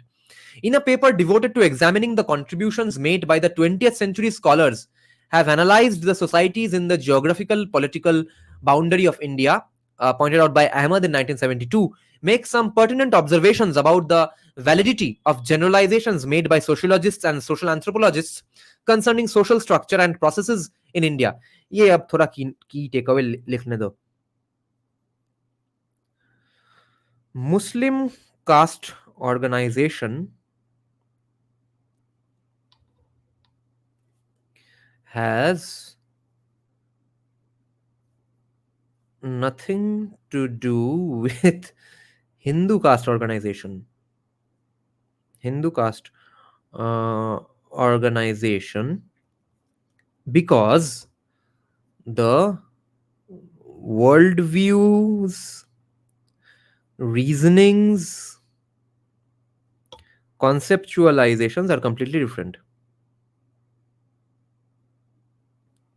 Are different and based on different things. This is probably the key takeaway from the entire paper. So, in a paper devoted to examining the contributions made by 20th century scholars who have analyzed the societies in the geographical political boundary of India, Ahmad 1972, makes some pertinent observations about the validity of generalizations made by sociologists and social anthropologists concerning social structure and processes in India. He correctly points out that scholars have seldom investigated in detail the non-Hindu traditions of India, and points out that there is a quote unquote pronounced tendency among sociologists to equate Hindu society with India. Furthermore, no comprehensive comparative analysis of intra and interreligious group processes in India has been undertaken, and both Western and Indian scholarship is marked by Hindu centrism. के सब बुरा चीज Hinduism की वजह से है. Hindu centrism, I suggest, stems from a fallacious scholarly assumption that in order for a sociocultural system to persist, the component parts or individuals or groups must have shared values and or normative consensus. From this point of view, it is logical to infer that in order for Hindu society or Indian society, used as synonymous by most scholars, to persist, the social groups which are covered by this societal blanket must themselves be composed of threads which ultimately make up the blanket. In other words, because a very interesting argument. In other words, because an identification is made that there exists a single entity called Hindu society, it becomes necessary to explain how it exists. And the explanation is that both Hindu and non-Hindu groups believe in and are motivated by the principles, patterns, worldview, ethos, the themes, or what have you of the Hindu society. When one looks, quote unquote, deeply enough, one can always, quote unquote, see the operation of these, quote unquote, movers in Hindu society.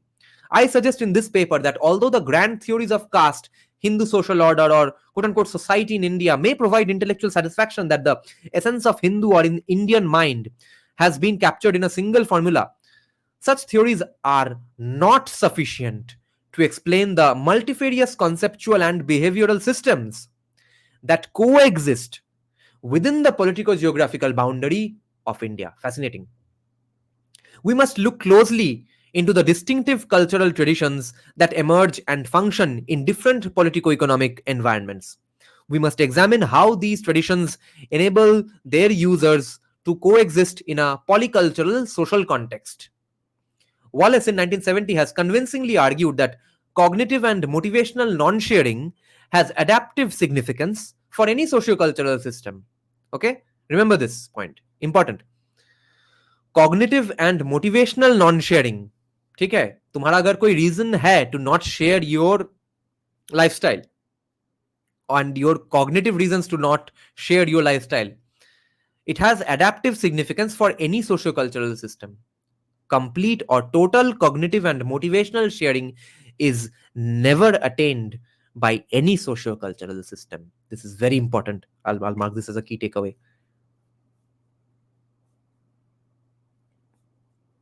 I'll write this entire sentence down as notes.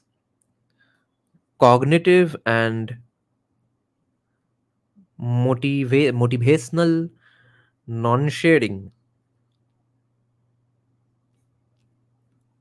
has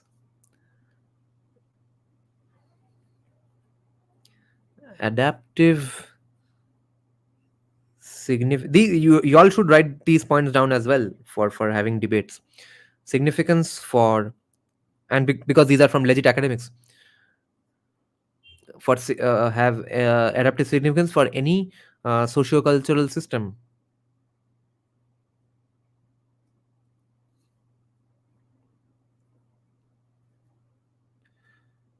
Complete. Nitin कहाँ पे है? नितिन, नितिन देखो क्या argument है यहाँ पे. Complete और total cognitive and motivational के मोटिवेशन क्या है नॉन शेयरिंग करने का, ठीक है, या फिर शेयर नहीं करने का. Motivational sharing is never, very important. ये अच्छी चीज, अच्छी बात नहीं है एक फ्लॉ ही, मगर है ये इनेविटेबल फ्लॉ जिसके लिए तुम अकेले इंडियन सोसाइटी या हिंदू सोसाइटी को ब्लेम नहीं कर सकते हो.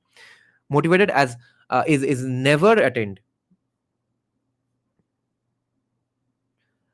and motivational sharing is never attained by any socio-cultural system.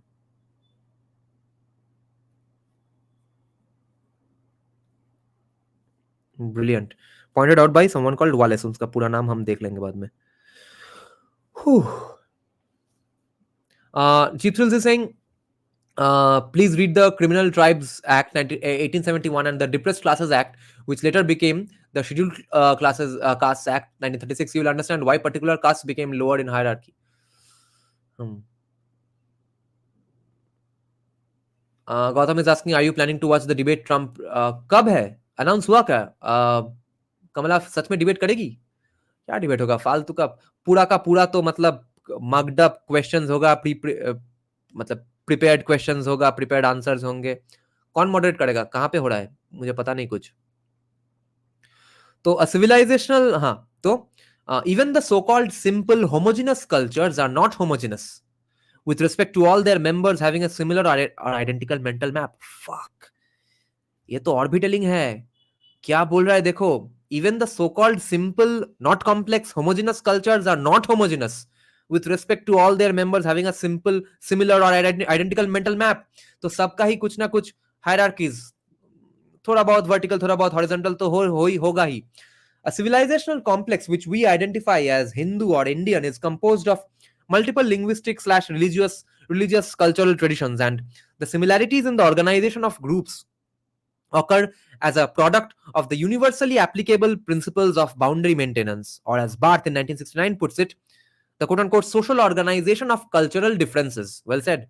Rather than as a result of uniquely Hindu paradigm operating at macro and micro levels. Guys, अरे listen to this sentence. कितना कीटे कभी लू, ये तो बहुत बहुत ही सिग्निफिकेंट है. एक मिनट, मुझे पेज नंबर मार्क कर लेने दो. इतना लिख नहीं सकते अभी, बहुत बड़ा बड़ा पैराग्राफ है. तो दिस इज फैसिनेटिंग. ओपनली बोल दिया कि it's not uniquely Hindu. Nitin कहाँ गया? असली वक्त पे गायब हो गया. तो a civilizational complex which we identify as Hindu or Indian is composed of multiple linguistic, religious, cultural traditions, and the similarities in the organization of groups occur as a product of the universally applicable principles. Universally applicable principles. Guys, universally applicable principles of boundary maintenance, or as Barth puts it, the social organization of cultural differences, rather than as a result of a uniquely Hindu paradigm operating at macro and micro levels. Fuck.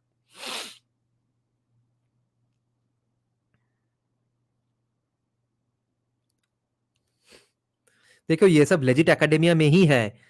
लोग politics करेंगे अलग से, अलग अलग चीजें उठा के, तो हमको भी वही करना पड़ेगा. क्या करें? Universally applicable principles of boundary. This is very fascinating. Principles of boundary. or as Barth puts it, social organization of cultural differences. ये अच्छी बात नहीं हो सकता है, मगर ये इनएविटेबल है कि नहीं?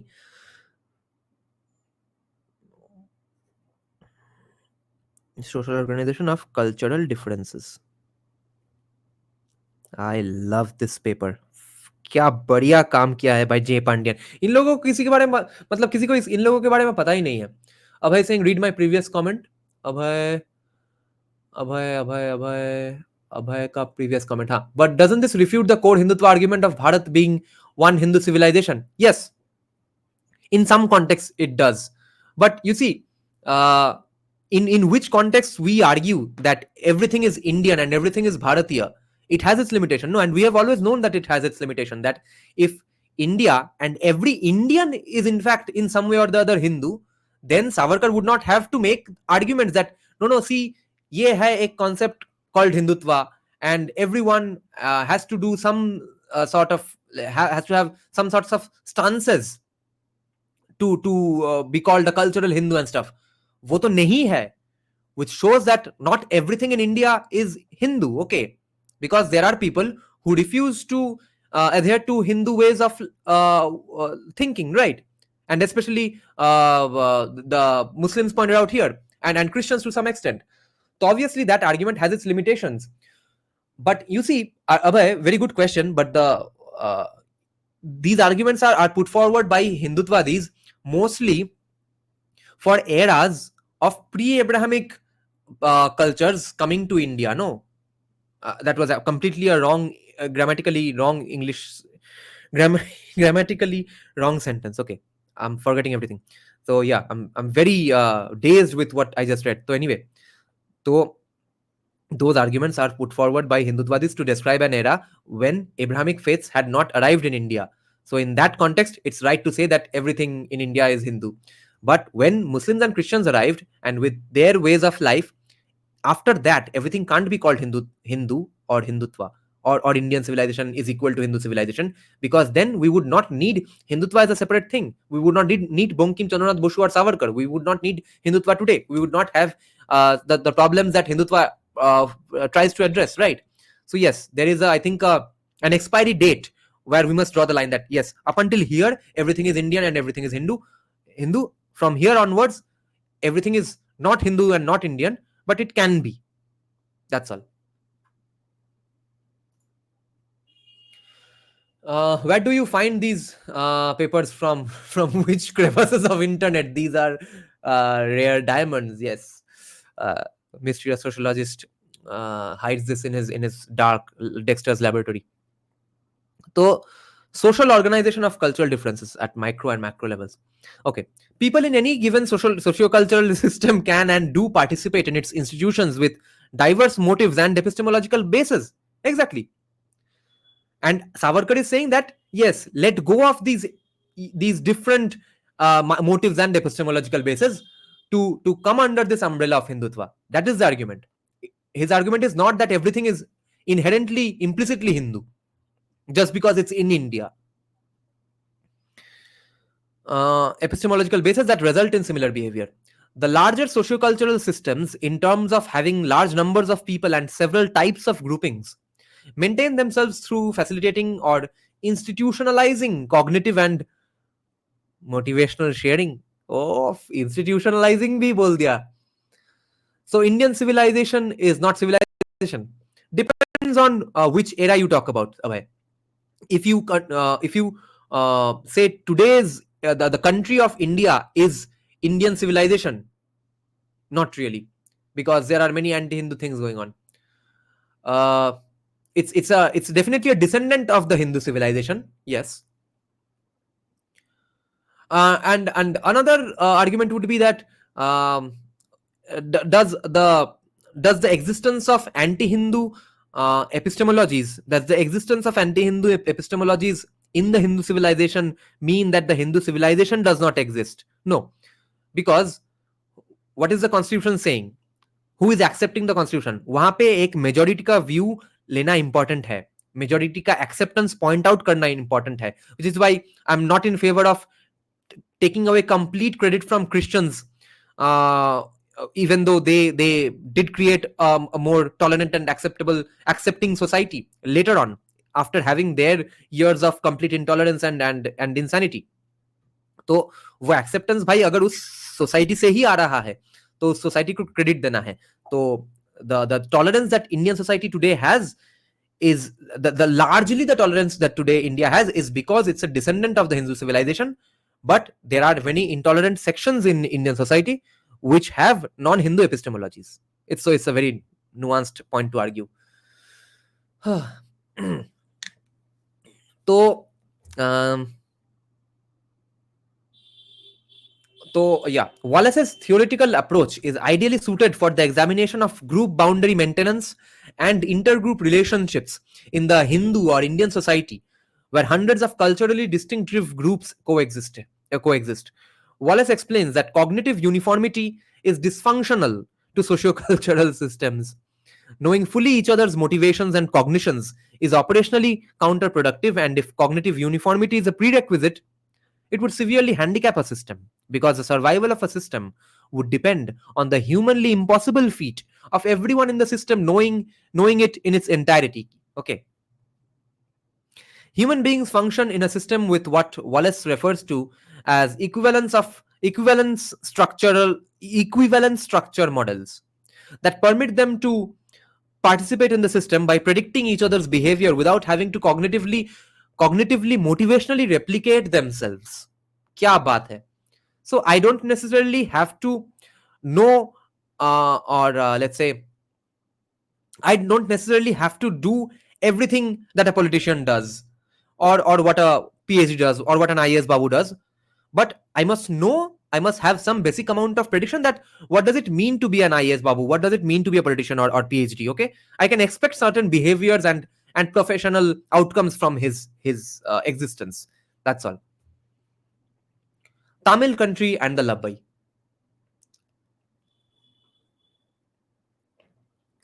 The expression Tamil country is the translation of the binomial term Tamil Nadu, which in the modern nation state of India constitutes a linguistic state or province. Tamil, a Dravidian language which is spoken by about 40 million people, is the lingua franca of the province, which covers roughly a territory of 50,000 square miles in the southeast of India. During the British rule of India, which lasted about 200 years from the 18th century, most of the territory was part of a larger unit called Madras Presidency, named after the city of Madras, which has continued to be the capital. This paper is from 1978. The ancient socio-political history of the Tamils is known to us through the Tamil literary tradition, which dates back to the 3rd century BC. There were in Tamil country 3 Tamil kingdoms called Cholanadu, Pandian Nadu, and Cheranadu, Nadu, which whose power waxed and waned for about 1,000 years. At different periods, parts of Tamil country were ruled by non-Tamils, including Urdu-speaking Muslims from the north of India, until the British established political hegemony in the 18th century. The Tamils are internally divided into various endogamous groups or jati or subcaste structured by the Hindu institution of caste. In the concluding section of this paper, a brief discussion of the caste system is undertaken. For an in-depth study of how caste functions in a Tamil village, see Betel's work in 1965, and for a regional study of the caste system in Tamil country, see Beck's work from 1972. Okay, let's see. Abhay is saying, so Indian and Hindu civilization is the same thing in continuous form, which Abrahamic ideology is not being right. The group is now public. The name is Anushran Sama. Okay. Linguist is saying, I mean, as per academics, Korea is also not Korean civilization, and their argument is that the identity of being a Korean that is outside of their kingdom is lacking in ancient. See, sea trade between the Tamils and the peoples of the Middle East was a common feature from about the Christian era, and there were several coastal settlements with Arab Muslims among the populations of these settlements from about the 8th century AD, 800 AD onwards. So 980. Arab influence on sea trade had declined by the 16th century when the Portuguese established maritime supremacy. Before the decline, however, in many parts of Tamil country, small groups of Muslims had established themselves with claims to non-Indian ancestry, particularly Arabian. Among these groups were those who used the name Labbai as an emblem of their identity to signify Arabian descent. तो ये देखो एक outsider ढूंढना, एक out group designate करना, diagnose करना शुरू हो जाता है यहां से कि भाई हम इन ग्रुप है क्योंकि हम लब्बई है, क्योंकि हमारा डिसेंट अरेबिया से है।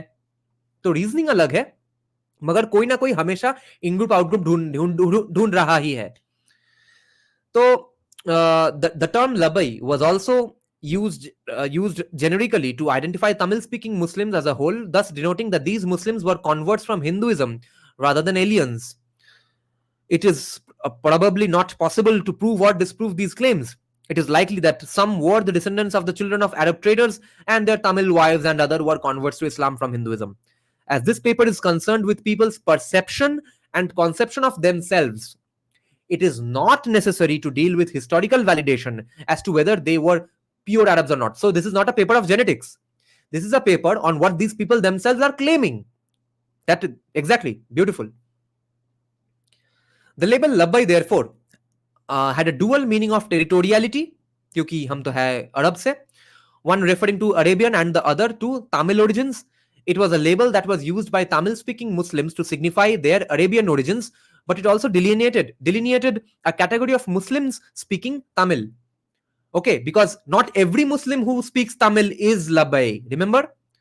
So it is just one category of Tamil speaking Muslims, okay? And it is just one category of Muslims. Yeah, so the distinctiveness of Tamil speaking Muslims who claimed Arabian ancestry derived from religious identification with scrupulous adherence to Quranic injunctions expressed in their food and dress habits and rites of passage. तो देखो, endogamous consumption patterns, endogamous marriage में endogamy और similar consumption pattern, ये हो जाता है हमेशा एक कास्ट हर जगह में inevitable. और उसका स्टेटस हायरार्की में क्या रैंक है वो डिपेंड करेगा उसका कंजम्पशन पैटर्न या फिर उसका प्रोफेशन मेनली, और थोड़ा बहुत इकोनॉमिक प्राउस कितना सिग्निफिकेंट है. Thus, their cultural distinctiveness could be referred to as deriving from the acceptance of Quranic rules rather than the cultural continuities with Middle East. और भी nuanced. Okay, their cultural distinctiveness is dependent upon their acceptance of Quranic rules, not on the cultural continuities with Middle East. No, Ninar. What J. Pandian is pointing out is that purity pollution is not even a factor in Islam, but actions similar to what you would do if you believed in purity and pollution, those same things are happening in Muslims as well, but because of completely different reasonings. That is the fascinating aspect of this paper. From about the 16th century, with the advent of Muslim invasions, Muslim settlements with Urdu speakers had become established in Tamil. What a brilliant research, man. So, from about the 16th century, with the advent of... No, एक minute, sorry, I'm interrupting myself. I'll point out something to Abhay here. Abhay, एक argument है, एक मतलब normie main stream में कि इस्लाम में casteism नहीं है, मगर एकेडेमिया में ये काइंड ऑफ ऊपर महल में गेटेड कम्युनिटीज में अंदर में सब लोग जानते हैं कि इस्लाम में भी कास्टिज्म है, मगर वहां पे उनका एडवांस्ड काउंटर आर्ग्यूमेंट है कि वो कास्टिज्म आया है because of intermingling with Hindus. तो हिंदू के कास्टिज्म फॉलो करने से वो देख देख के इन लोगों ने सीख लिया, which is completely being debunked by this person, Jacob Pandian. Okay. From about the 16th century, with the advent of Muslim invasions, Muslim settlements with Urdu speakers had become established in Tamil country and in other parts of South India. These Muslims too had various labels of ethnic identity. But as their language was associated with the politico-economic dominance of Muslim emperors and kings, language also served as an emblem of identity, separating them from non-Urdu speaking Muslims. Remember what Dr. Shomode has pointed out in the book we discussed yesterday, Being Hindu, and as well as his book, Seedbed of Pakistan, that states are culture power formations and they propagate power by using cultural symbols. तो cultural symbol अगर है कोई state का कि देखो ये है उर्दू, ये है नॉन उर्दू, तो वन गेट्स वो state sanctions of different status groups, right? Thus, in any discussion concerning the Muslims of Tamil country, it is necessary to point out that three variables of ethnicity operated, with religion, with Islam as the common denominator. Religion, language, and alienism served as emblems of identity, with some Muslims having all three in association with politico economic dominance, and others having religion and alienness with no association with politico economic dominance. Islamic sectarian differences are not examined in this paper because such differences have no relevance to the thesis of this paper. Yes, because we are not talking about Boda, Shia, Sunni. We are talking about different castes or caste-like behaviors of Muslims, regardless of their religious sect differences. Okay. The lack of symbolic association between politico-economic dominance and alien heritage resulted in the Tamil-speaking Muslims being ranked socially below the Urdu-speaking Muslims. The term Labbai was commonly used to identify indigenous origins rather than alien origins because the Labbai spoke Tamil, and in many parts of Tamil country it was a stigmatized identity. In the census reports of the British during the 19th and early 20th centuries, all Tamil-speaking Muslims were classified as Labbai, as opposed to the Urdu-speaking Muslims who were classified under different categories with reference to their ethnic origins and class symbols. Class symbols. The generic use of the term Labbai to designate all Tamil-speaking Muslims and its lack of prestige as a symbol of reference and address in modern Tamil country is noted in the report of the Backward Classes Commission of Tamil Nadu 1971. The report stated, quote, "The exact connotation of the term Labbai puzzled us at first, as generally it is not considered to be a term of respectable address. Some witnesses who appeared before us also testified to the fact that only some poorer sections of Muslims are described by this term. But reference to the caste census report of 1921 and of earlier decades confirmed the fact that this term was intended to cover all Tamil-speaking Muslims as distinguished from Urdu-speaking Muslims. In fact, the caste census of 1921 recorded Muslim population under four categories of Muslims: Labbai, Sheikh, Sayyid, and Pathan. Thurston, who is generally referred to on caste matters, also confirms that Labbai covers Tamil-speaking Muslims, as he pointed out in 1971. But the term Labbai also used as a mark of sacredness and of Arab heritage. Hussein, a Muslim member of the commission, notes that, quote, "Labbai is the Tamil form of the Arabic word Labbe. The above word is the root word, which means here I am and at your service. Labbaik is also derived from the root word Labbai. The early converts to Islam were known as Labbai because of their ready response to the divine call. In the census report of 1881, a very interesting description of the Labbais is found. Quote, "Found chiefly in Tanjore and Madura. They are Mapillas of the Coromandel coast, that is to say, converted Dravidians or Hindus with a slight admixture of Arab blood." End quote, 1971. Of central importance to this paper, because this is not a paper on genetics, of central importance to this paper is the fact that despite the common characterization of Tamil speakers as Labbai, the label as an emblem of identity signifies different things in different socio-political contexts and was used differently in different parts of Tamil country.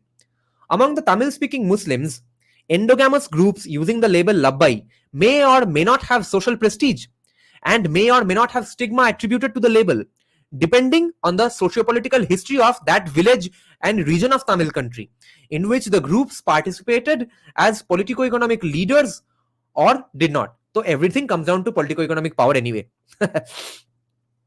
In the next section, I describe the politico-economic history of a village and of an endogamous group which uses the label Labbai as a prestigious emblem of identity with reference to past economic affluence, past and present sacredness, and to Arab ancestry.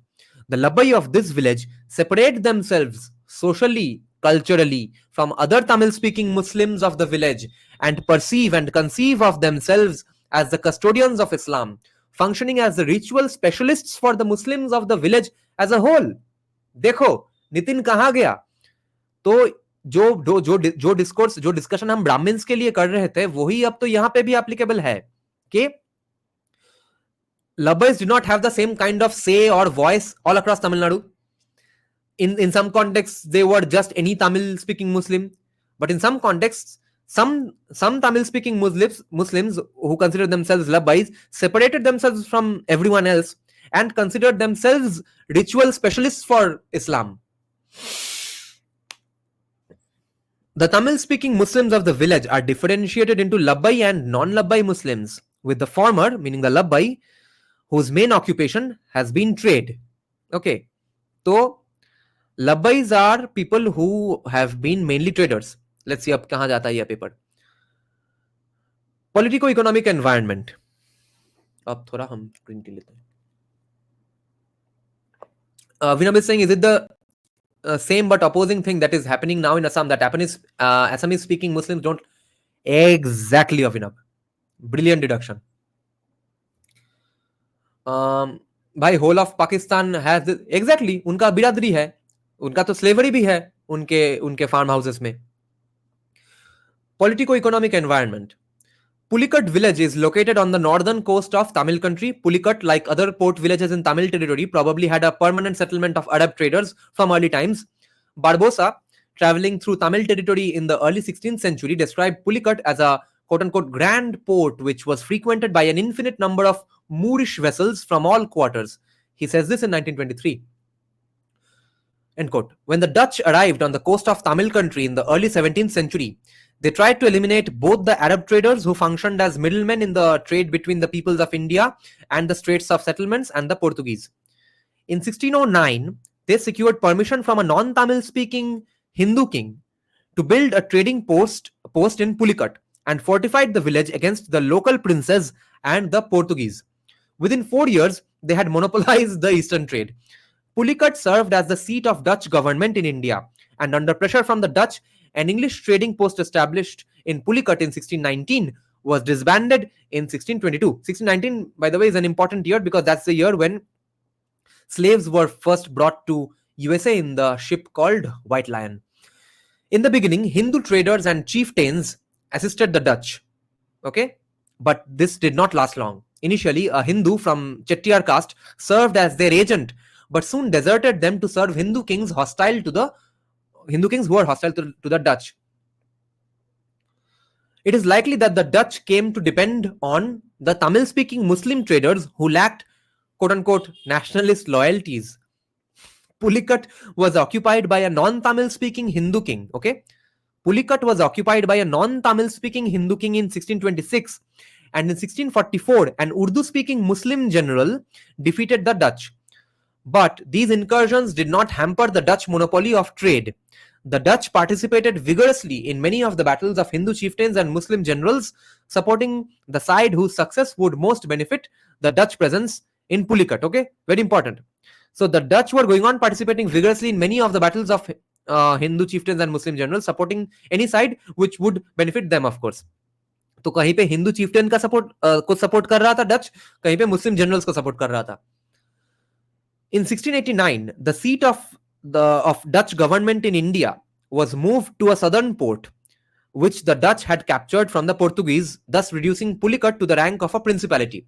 This is from Burgess's work in 1939, Sewell's work in 1932, Krishnaswamy's work in 1964, and Sridharan's work in 1965. The Dutch rule in Pulicat lasted, with a few interruptions, for 214 years. In the 17th century, the area surrounding Pulicat became under a Muslim king and was ceded to the English in 1760 as a Jagir or estate.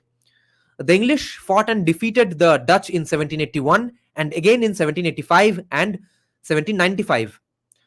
On the main road in Pulicat, there is a marker with the inscription, quote, which says, site of the first Dutch settlement in India, fort called Geldria. The spot was finally captured by the English in 1795, end quote. This is the name. This is a marker. Dutch control of Pulicat actually lasted until 1825, when the village was annexed to the Chingleput district, which had been given to the English by the Muslim king at an earlier date. Dutch documents indicate that the Dutch had closer contact with Tamil-speaking Muslim traders claiming Arab descent than with other Muslim and Hindu groups. Private ownership of property or land was permitted, but the Dutch imposed severe restrictions on where and how houses should be built. The Dutch देखो क्या अजीब बात है, यहाँ पे आके यहाँ के लोगों को बोल रहा है कि कहाँ तुम जमीन खरीदोगे नहीं खरीदोगे. The Dutch distinguished themselves as gentlemen and characterized the Tamil-speaking Muslim traders as Moors, who were held to be distinctive from the other Muslim groups. The decline of Pulicat as a port started even before the Dutch left Pulicat. In the 19th century, the English-controlled port at Madras, 25 miles south of Pulicat, was expanding, and eastern trade was channeled mostly through this port. By the latter part of the 18th century, the Dutch were no longer the number one sea power. Okay, the fact, और मार्तंड वर्मा ने तो वैसे भी बहुत मतलब गड्ढे में डाल दिया था उन लोगों को. The fact that the customs house at Pulicat was closed and Pulicat ceased to be a port of call in the 19th century did not by itself destroy the traders and weavers of Pulicat. The Muslim and Hindu traders of Pulicat had access to the port at Madras via canals, which the English had built in the early 19th century. Lol. What changed the whole politico-economic environment was the English policy of systematic annihilation of the indigenous textile industry and trade. A shock, a disruption in the system. The English destroyed the local economy by heavily taxing local goods and banning direct import and export by the natives, and eventually controlled the economy of the vast territory that had come under their possession in the 19th century. Whereas the Dutch were satisfied to eliminate middlemen and amass the profits of trade for themselves, the English took over the entire trade operations. This led them into conflict with the native kings as well as with other Western traders and resulted in disruption of the economic and political structures of the society. The territory under the English was a protected colony. That is, the English economy was protected as English goods were imported tax-free. Within 50 years after the departure of the Dutch, the number of handlooms in Pulicat decreased from about 1,000 to 200 or less.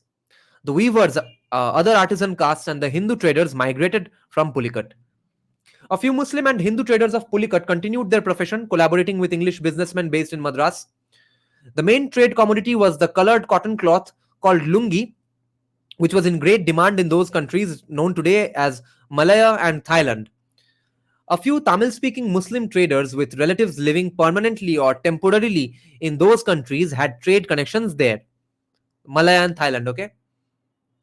The English tolerated native trade in lungi because it brought them revenue.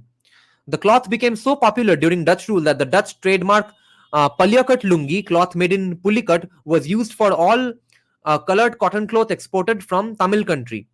So the trademark became Pulicat lungi. With the departure of the Dutch in 1825, Pulicat changed from a port village to a health resort. Retired English officers acquired land and mansions, and Pulicat was probably a popular summer rendezvous. Casuarina or Casuarina muricata was cultivated as a cash crop primarily by English settlers. I don't know what Casuarina is. However, the official concern of the English as to consolidate their interests in Madras, okay? The official concern of the English was to consolidate their interests in Madras. When the thickly forested hills in the south of Tamil country became accessible, even the little importance Pulicat had as a health resort vanished. In 1895, the lighthouse at Pulicat was rebuilt, and its function was to warn ships away from the dangerous shoals of Pulicat.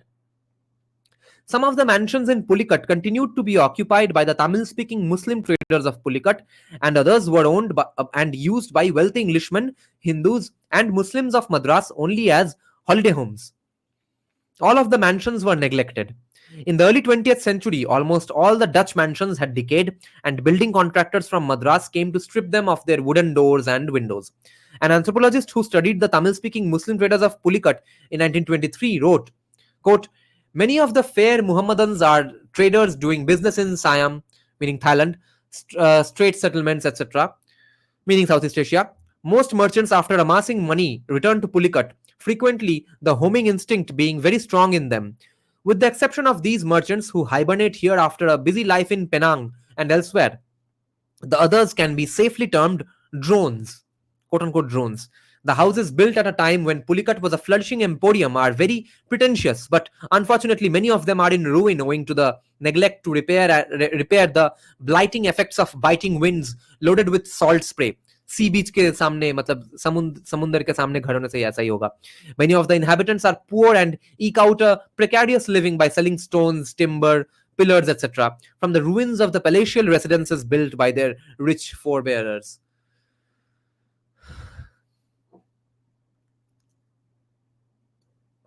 In the case of the Hindu weavers and traders who were uprooted by changes in the 19th century, there was a drastic reduction in the population. but this reduction resulted from migration.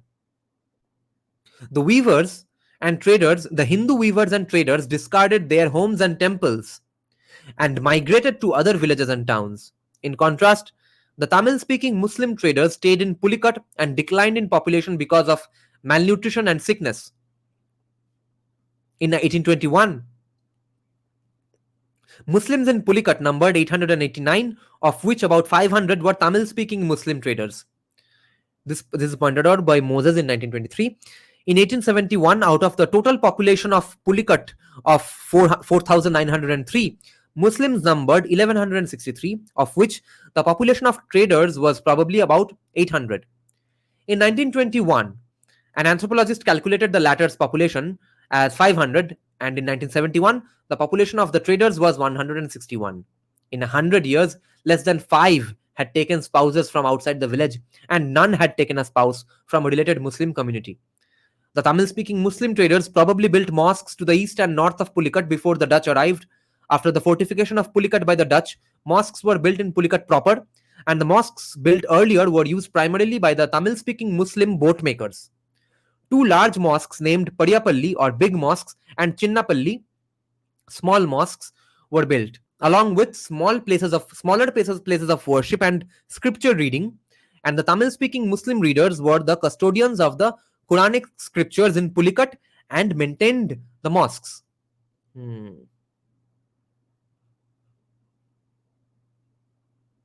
The other Muslims, who divided themselves into Rengen and Bebedal groups, built sacred halls known as ujiras for conducting special ceremonies and festivals associated with each group. In the 20th century, most of the buildings built for scripture reading and Arabic education were discarded, but the mosques were maintained by donations and subscriptions from Muslims living elsewhere. The ujiras were maintained in good condition by the Muslims belonging to the two groups, the Rengen and Bebedal. In contrast to the Hindus who did not have a religious head, the Muslims recognized the authority of the Qazi or registrar. Hindus did not have a religious head, guys. Nitin kahan pe hai?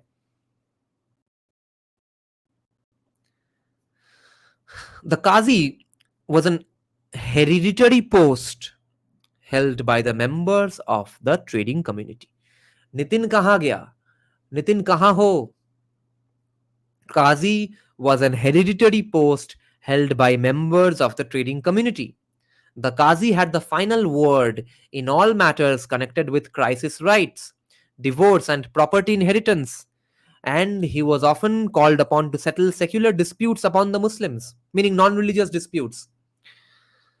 The traders' priestly and administrative authority enabled them to have great prestige vis-a-vis other Muslims despite their impoverished state in the 20th century. Okay, priestly and administrative authority रह गया of the traders क्योंकि पहले इनका एक say था.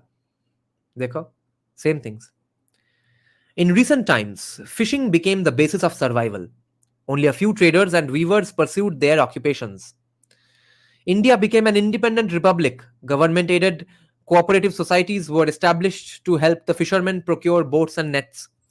As fish contractors began to export fish and the fishing enterprise expanded, various Muslim, Hindu, and Christian groups got involved in fishing directly or indirectly. Next to fishing, the two major technologies were palm leaf basketry and weaving by handlooms. Weaving was done on a much smaller scale than it had been before the 20th century. Basketry was taken up as a profession by almost every adult female in the households of Tamil-speaking Muslim traders early in the 20th century, and income from the occupation often enabled the traders to subsist. Cooperative societies were established in the last 20 years to help both the Hindu weavers and the Muslim basket makers, and many women have been taught basketry in government-sponsored classes. Now, another subchapter called Labbai ethnicity in Pulicat.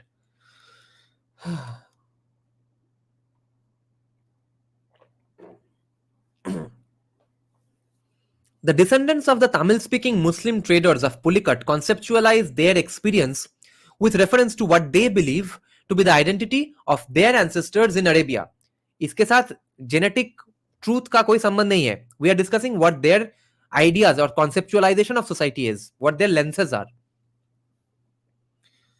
They have self consciously used the label Labbai as their emblem of identity and have imbued the emblem with their worldview and values, making the emblem a religious as well as a politico economic symbol. Here to learn is saying, Dada, I wrote a Bidrohi poem about current situation called Utshabe Fero Ma. If I post it somewhere or publish, how to protect myself.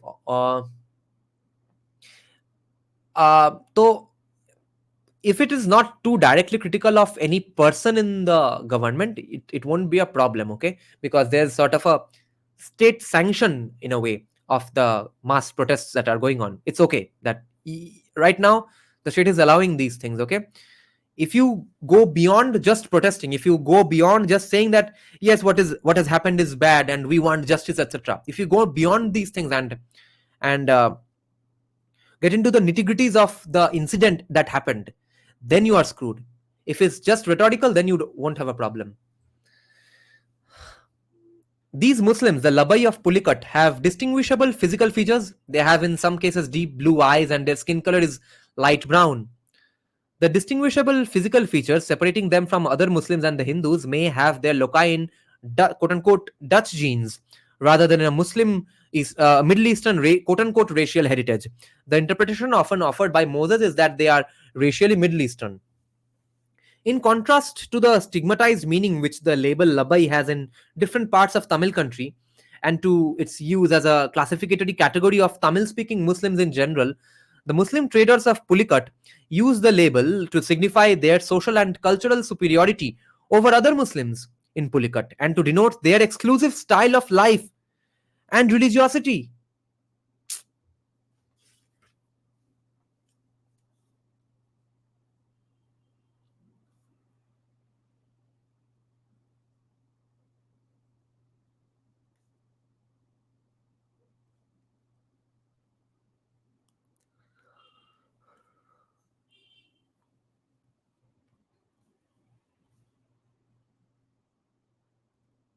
Nitin असली समय में गायब हो गया. बेला Daniel भी नहीं है आज. है शायद छुप छुप के देख रहा है.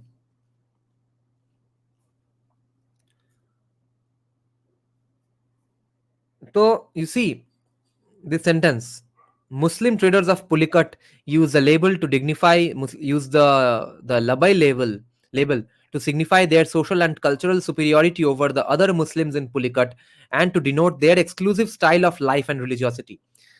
Their beliefs about who the Labbai are constitute a cultural tradition which was written down in Tamil using Arabic script about 50 years ago. The following is a translation of this document. Quote, this is a chronicle which tells about our ancestors and about how they came to establish their settlement in Pulicat. In ancient Medina, there lived a group of Muslim devotees known as khadims, or servants of the Prophet, whose main occupation was to conduct prayers and to tend to the upkeep of the tomb of the Prophet Muhammad, peace be upon him. The khadims possessed supernatural powers and they could perform miracles for those who asked them to intercede with the Prophet. They lived in isolation, away from the people of Medina. Medina was governed by Bathushas, who were the successors of the Imams Hanafi, Banbali, Shafi, and Malik, who had founded separate sects. At the time of the rule of Bathusha Yusuf, the Khadims were persecuted. The Bathusha demanded the Khadims to give tributes to him. As the Khadims declined to meet the demands of the Bathusha, the latter tried to deprive them of the natural powers before he could punish them. He asked them to bring him eggs as gifts and put the eggs in the same basket. Then he asked them to identify the eggs that belonged to each of the khadims and decreed that they should consume the eggs. The duplicity of the Bathusha was unknown to the khadims and they committed the sin of consuming food that belonged to another, and as a result, they lost their supernatural powers. When the Bathusha asked them to perform miracles they could not, and convinced that punishing the khadims would not affect him anymore, the Bathusha decided to deport them. This occurred in the year of Hijri 668. The khadims and their families were placed in 4 ships. The four ships drifted in four different directions. One reached Malaysia, two reached southeastern coast of the southeastern coast of India, and another reached the southwestern coast of India. The Khadims who reached the southeastern coast identified themselves as Labbais and were distinguished from the natives as Marakabu, or the people of the ship. Those who reached the southwestern coast of India identified themselves as Navitha or Navitha, or the new people, and those who arrived in Malaya identified themselves as Hana Haji. Yes, খাদিম জুতোর দোকানের সাথে সম্পর্ক আছে. Yes, the Khadim's shoe brand has a relation because it is now owned by a Hindu. It was founded by a Muslim. That's why they named their company Khadim. One of the Labbai settlements was in the Chola kingdom of Tamil Nadu. The settlers flourished in the port town of Kahirpattinam. The king started persecuting them. As a result, the Labbais migrated towards the north of Pulicat. By this time, the Labbais adopted the Tamil language and were engaged in trade. But as they found the place unsuitable, moved south toward to the Thonirevu harbor of boats section of Pulicat.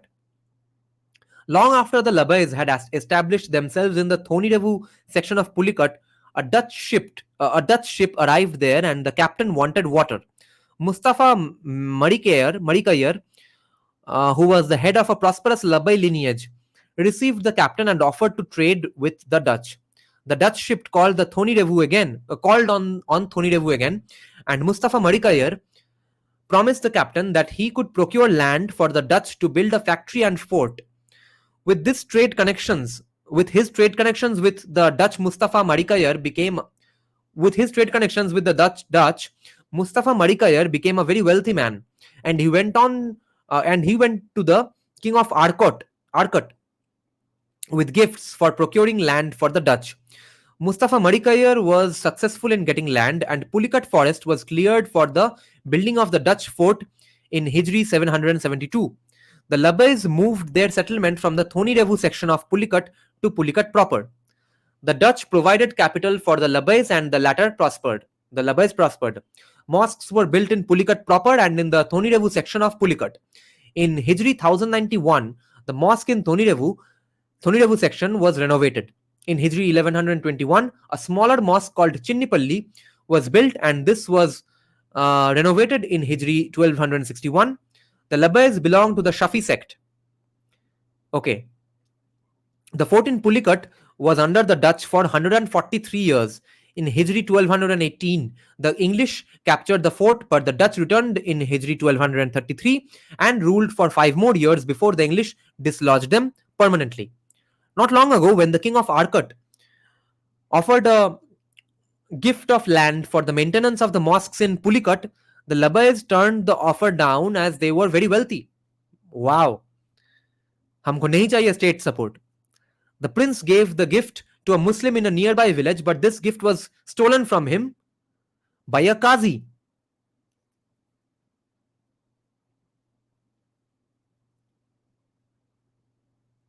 End quote. Now we return to what the scholar Jacob Pandian himself is saying. Okay, he's saying all the Muslims in Pulicat belong to the same sectarian tradition, the Sunni Shafi, and speak Tamil, but the descendants of the traders keep themselves isolated as an endogamous group within the Muslim community of the village. This is the crux of this paper.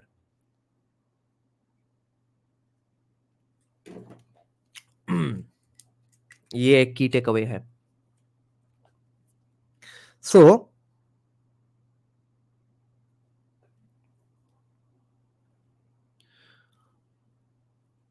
all Muslims in Pulicat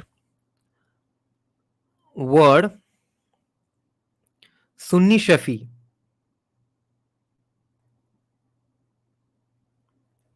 But the traders, they created their own caste. They maintained their own endogamous group. They maintained their own caste. We can easily call this caste. यही है लफड़ा, यही है crux, यही है inevitability of the caste system. Hmm.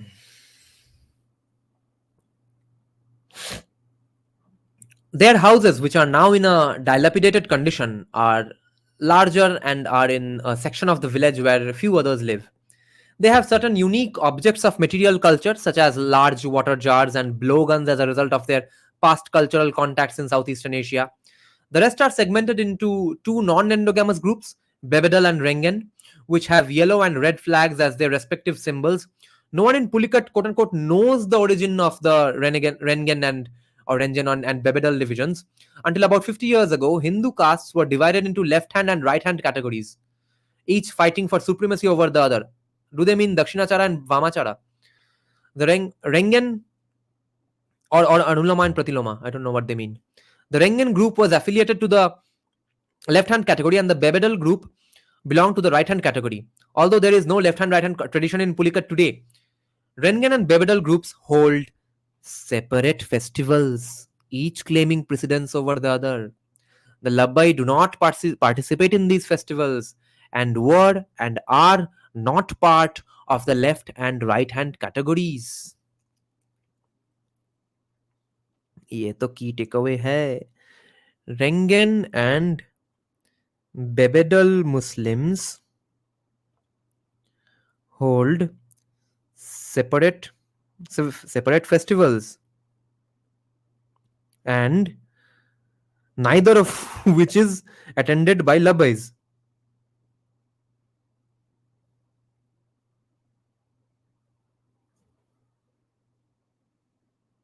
इतना fast लिखना पड़ रहा है, मेरा हैंडराइटिंग डॉक्टर्स के जैसा हो गया. Interesting.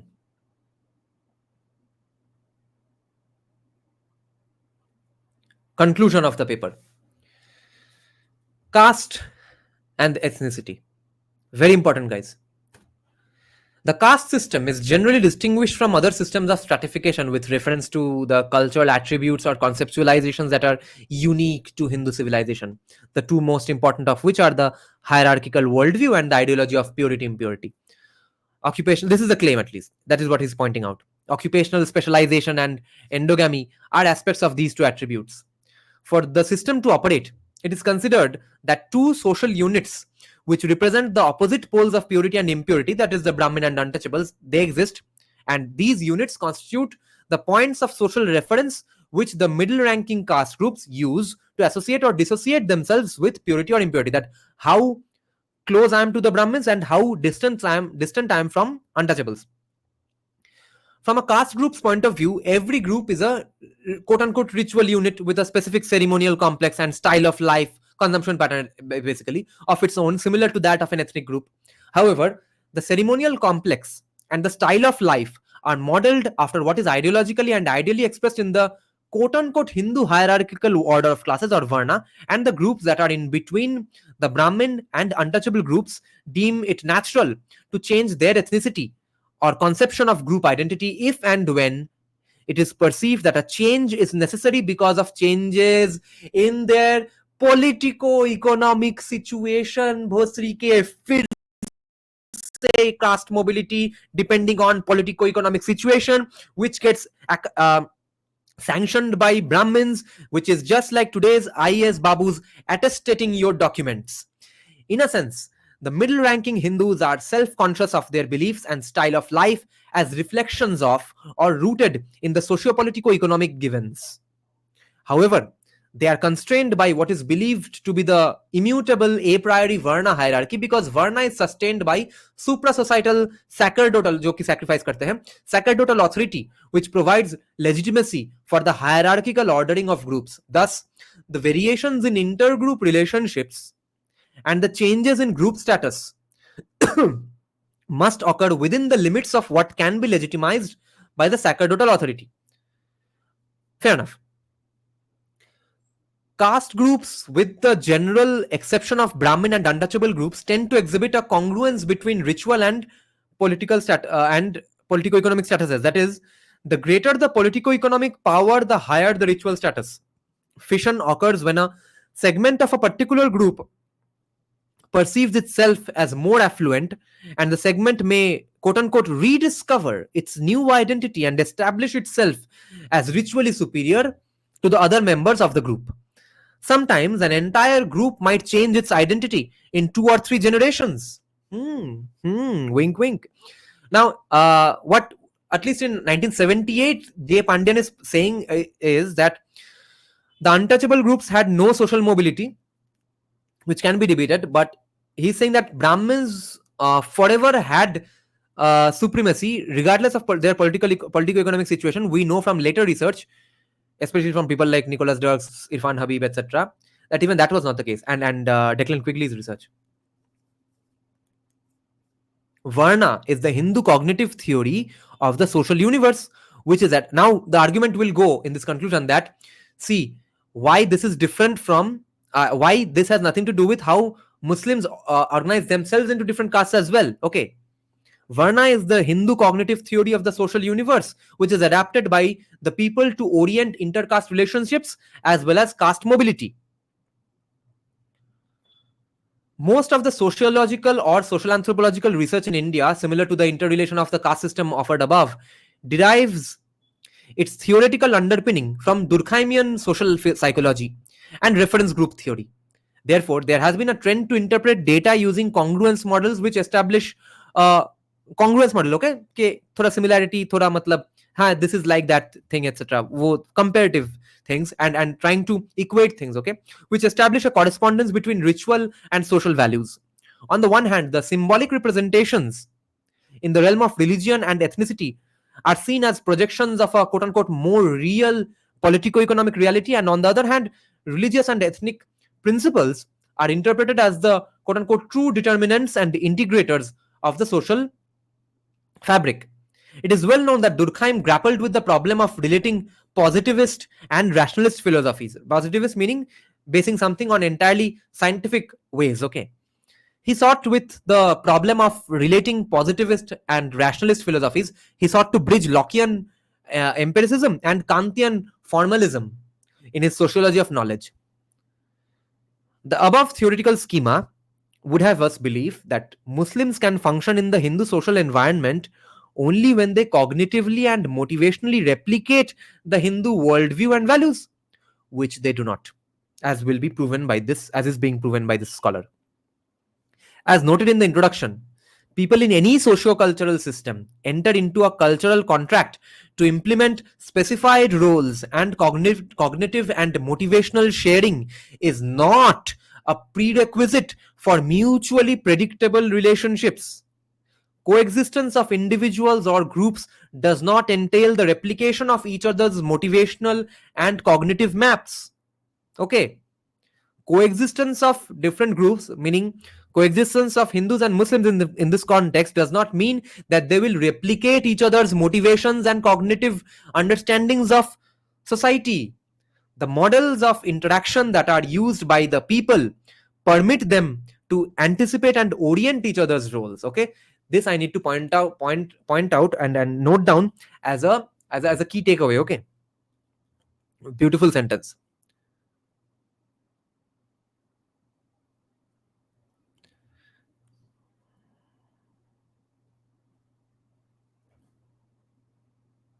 Coexistence of different groups does not, every time you from now on you hear an argument that Islamic or casteism in Muslims happened because of Hinduism, you have to throw this sentence at them and cite Jacob Pandian of California State University Fullerton campus bhai. Okay, coexistence of different groups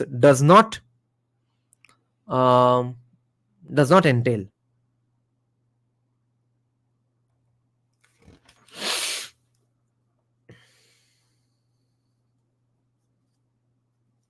does not entail uh,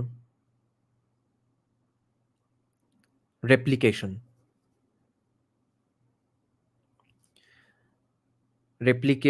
of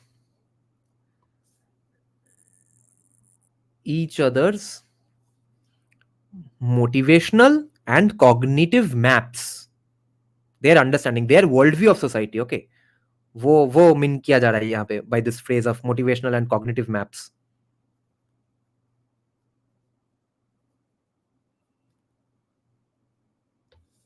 Awesome.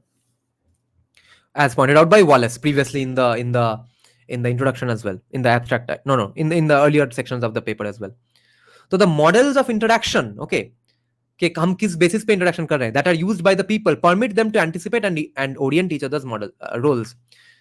In Labbai ethnohistory and ethnicity, cultural orientations of the past and of peoplehood, there is no evidence that the Labbai have used the Varna model to establish their quote-unquote ritual status and identity vis-a-vis other Muslim and Hindu groups with reference to social values deriving from their politico-economic status. Brilliant.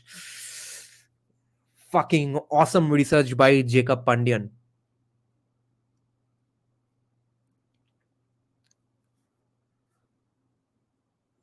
I have noted this down earlier as well, but again, Labbai caste distinction, like all other castes, have nothing to do with all other caste systems have nothing to do with Varna. Distinction has nothing to do with Varna, as pointed out by Jacob Pandian. Nothing to do with Varna of Hindus. In their orientation, in their distinctions that they created between other Muslims as well as Hindus. In their, let's call it self-differentiation.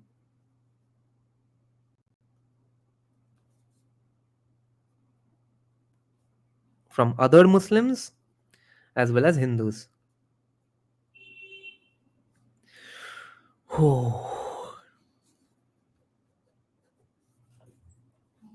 Thank you, Bhupendra, very much. What is the statement? Kindly please tell. That what I just pointed out. Okay. Did you understand now? Because I guess I explained it after you asked the question. Nitin is saying caste has no affiliation to other castes except when there is a Hindu-Muslim riot. On all other occasions, each caste endeavors to segregate itself and to distinguish itself from other castes. Yeah, it's a fair statement. People are not wrong in observing caste. In my view, what is wrong is their religion, which has inculcated this notion of caste. How? Paper after paper is going on showing that caste has nothing to do with religion. Not even, it has nothing to do with Islam even. It has nothing to do with Hinduism even. It has nothing to do with Veda. It has nothing to do with Varna. These are just socio-cultural formations. This socio-cultural formations and I mean socio-cultural contexts of in which people organize themselves. Okay. So the Labbai did not invent a new label for themselves, as many upwardly moving Hindu groups do in order to escape the stigma associated. Okay, the Labbai did not invent a new label for themselves, as many upwardly moving Hindu groups do in order to escape the stigma associated with an earlier label signifying inferior status and stigmatized identity. Okay. The label Labbai, as pointed out in the section on Tamil country and the Labbai, had an inferior connotation in different parts of Tamil country. But despite the Pulicat Labbai's great wealth and association with Dutch political power, तो भाई यहाँ पे religion कहाँ से आ गया नितिन? देखो, जो लबाई तमिलनाडु में किसी जगह पे लो कास्ट माना जा रहा है, वही लबाई पुलिकट में, स्पेसिफिकली पुलिकट में अपर कास्ट या फिर रेस्पेक्टेड बन जा रहा है because of their proximity to Dutch power. यही हमेशा होता है. Association with Dutch political power, they retained the stigmatised label, क्योंकि उनको कुछ आता जाता भी नहीं है. क्या है? हमको तो पावर मिल गया. The meaning of the label was, however, changed in the politico-economic environment of Pulicat. So you see, it has nothing to do with religion, Islam, Ved, Hinduism, anything, or Varna. In order to understand the label Labbai as an emblem of identity, it is necessary to examine and analyze the meaning of this symbol as it evolved and has been used in the politico-economic environment of Pulicat. So you see, Nitin, this is your answer.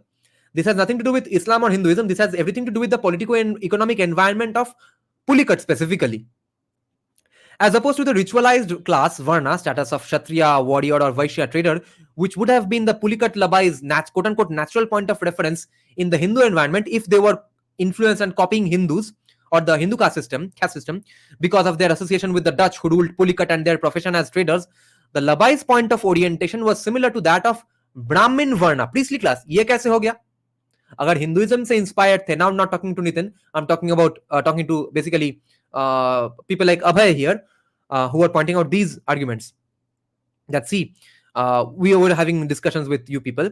That see, yes, they were also declaring themselves to be priestly class. Okay, but if they in fact had copied the Hindu caste system, they would become either the warrior caste because of their proximity to Dutch warriors, or they would become the Vaishya caste, Vaishya-like caste, because of their proximity to Dutch traders. मगर ये बन गए Brahmin like, the priestly class. Okay, ये कैसे हुआ? What has that got to do with having business dealings with the Dutch? The Labbai traced their mythical origins to a group called the Khadims, who were believed to possess great supernatural powers.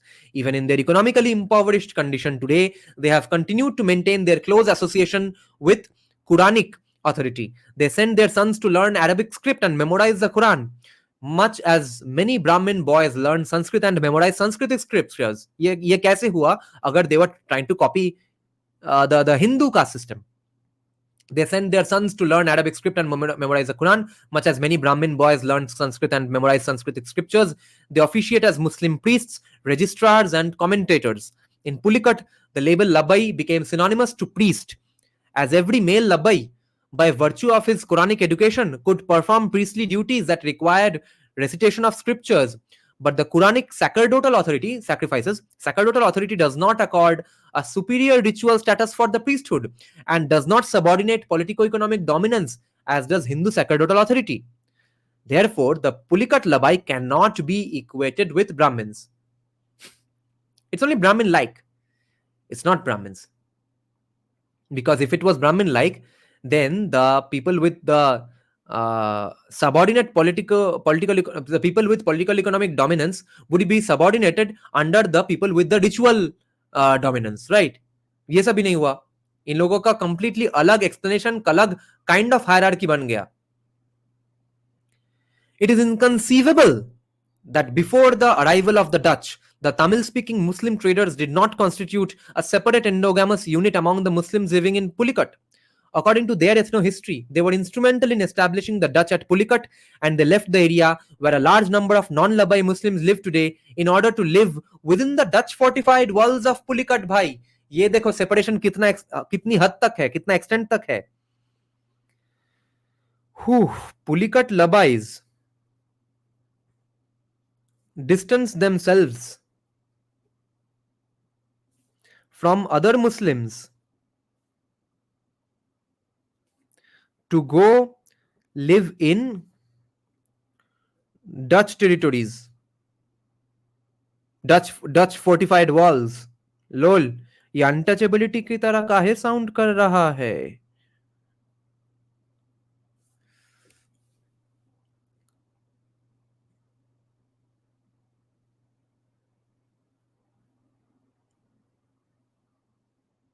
Yeah, that's the craziest statement I've ever heard in the comment section.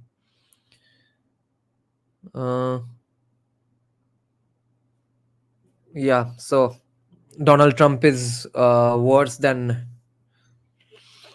छोड़ो भाई, समझ गए तुम्हारा IQ level.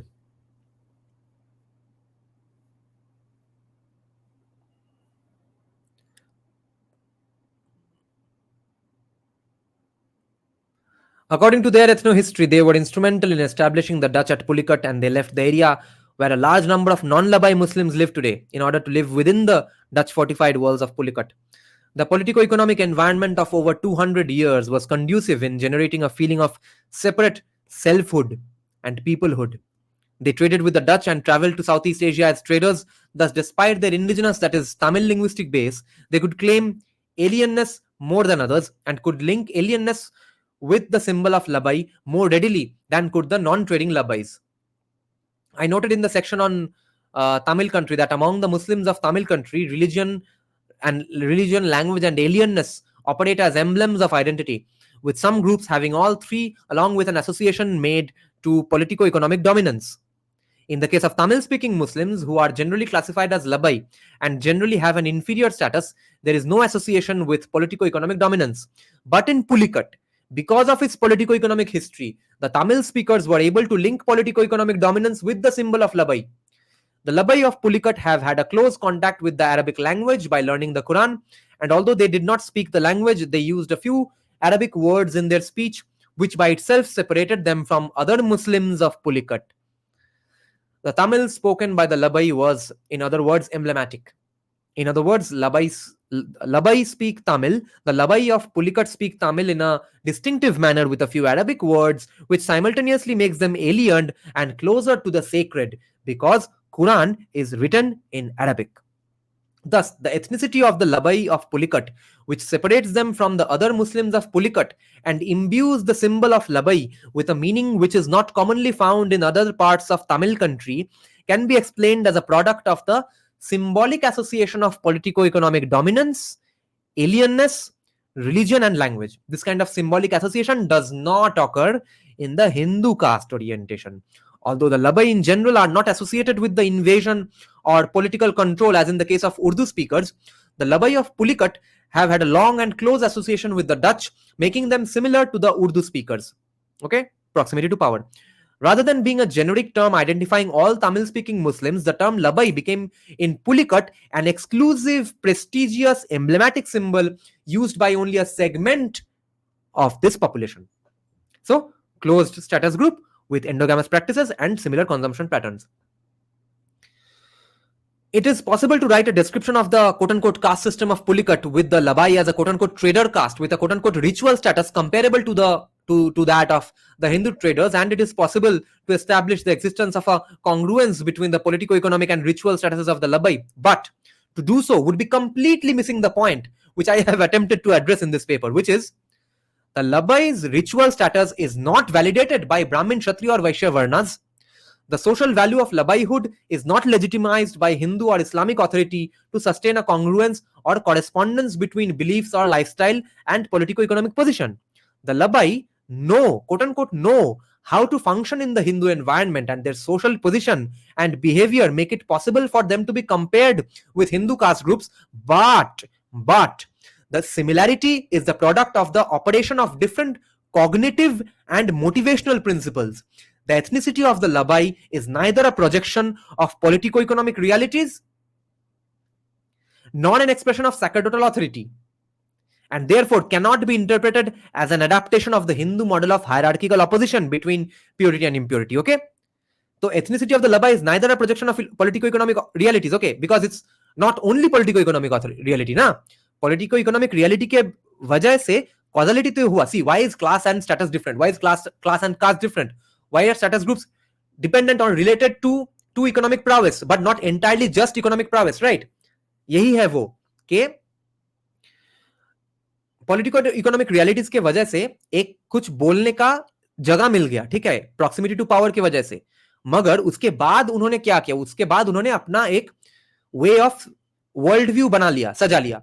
तो हम एक world view को एक और वर्ल्ड व्यू के साथ कंपेयर करेंगे instead of going to direct causalities में जाए तो भी डिफरेंट पॉलिटिको इकोनॉमिक सिचुएशंस भी है, मगर एक्सप्लेनेशन क्या है, रीजनिंग क्या है, वो है the key difference between the Muslim caste system in India, at least in the case of Labbais of Tamil Nadu, versus the Hindu caste system.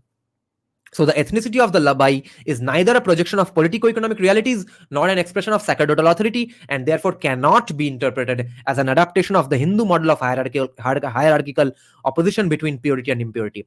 But the group's ethnicity and ethnohistory can be interpreted as cognitive or motivational expressions of boundary maintenance. In Pulicat, where symbols of religion, language, and alienness have merged with politico-economic dominance and crystallized into rendering the label Labbai as an emblematic symbol.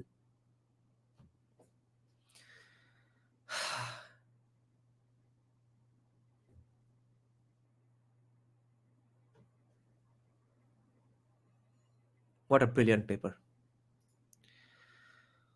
This was fun. So, thank you for joining the live stream then. I'm very tired now, so I'll go off without discussing any of the comment section. Thank you for the donation, super chat, Bhupendra. So thank you for joining, guys. Bye-bye. Good night.